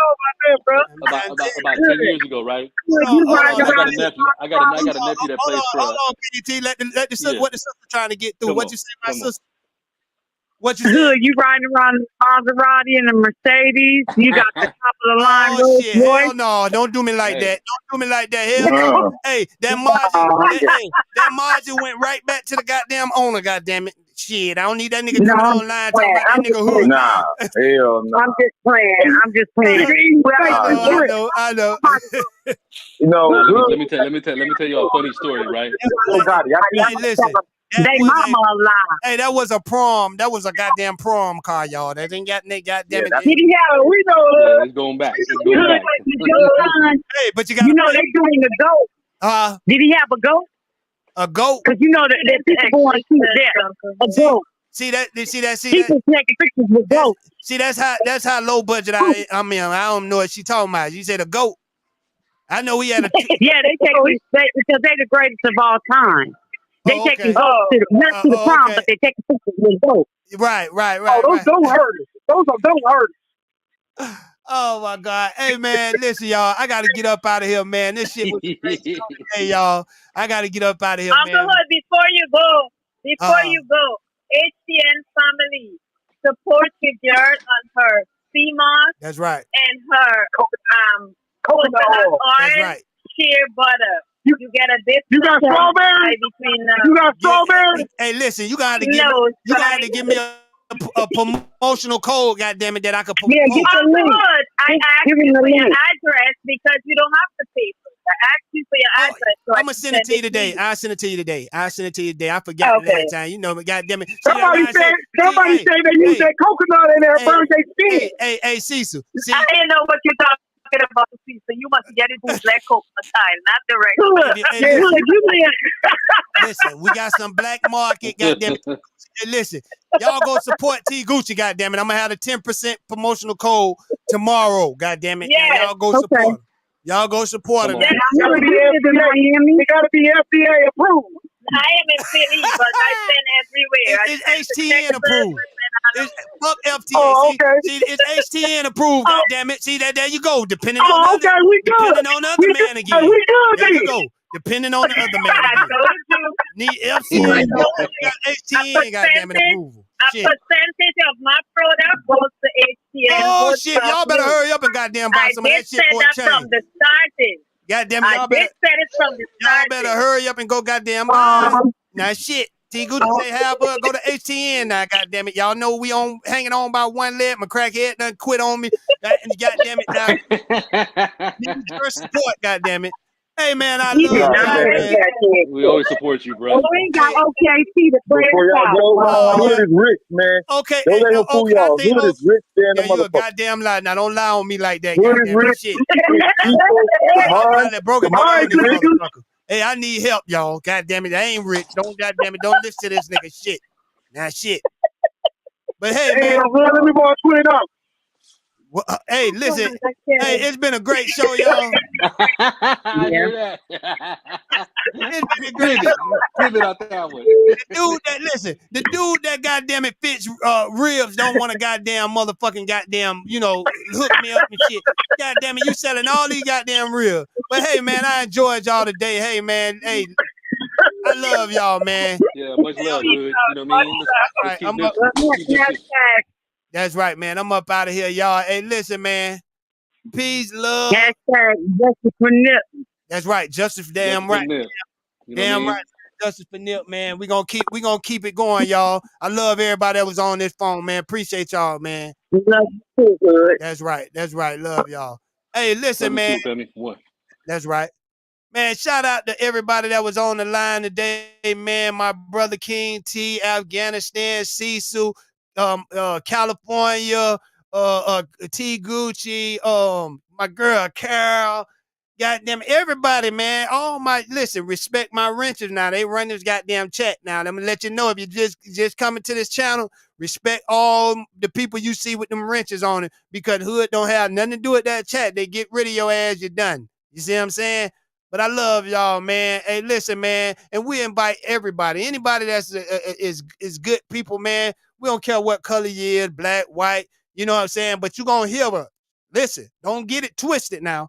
Anybody that's from a different race that come over here, don't get it twisted. We're not racist, but there's a lot of issues going on in our black communities that we have to address. And every time, people speak from the black community, it come off as racist, but that's not what we trying to do over here. We invite everybody. We just, if you Mexican, if you Korean or anything, just come. You can come up here and address the issues that's going on in your community. We can't talk about y'all community because we're not there. So it might come off like, oh, they just talking about black power stuff and this type of shit. No, we talking about our communities, the communities that we understand. We don't understand y'all community because we don't live in it. So I suggest y'all, if you feel like that, come up and address the issues that's going on with your community. That's all we asking you to goddamn do, goddamn it. Shit. Hey, man, I love each and every one of y'all, man.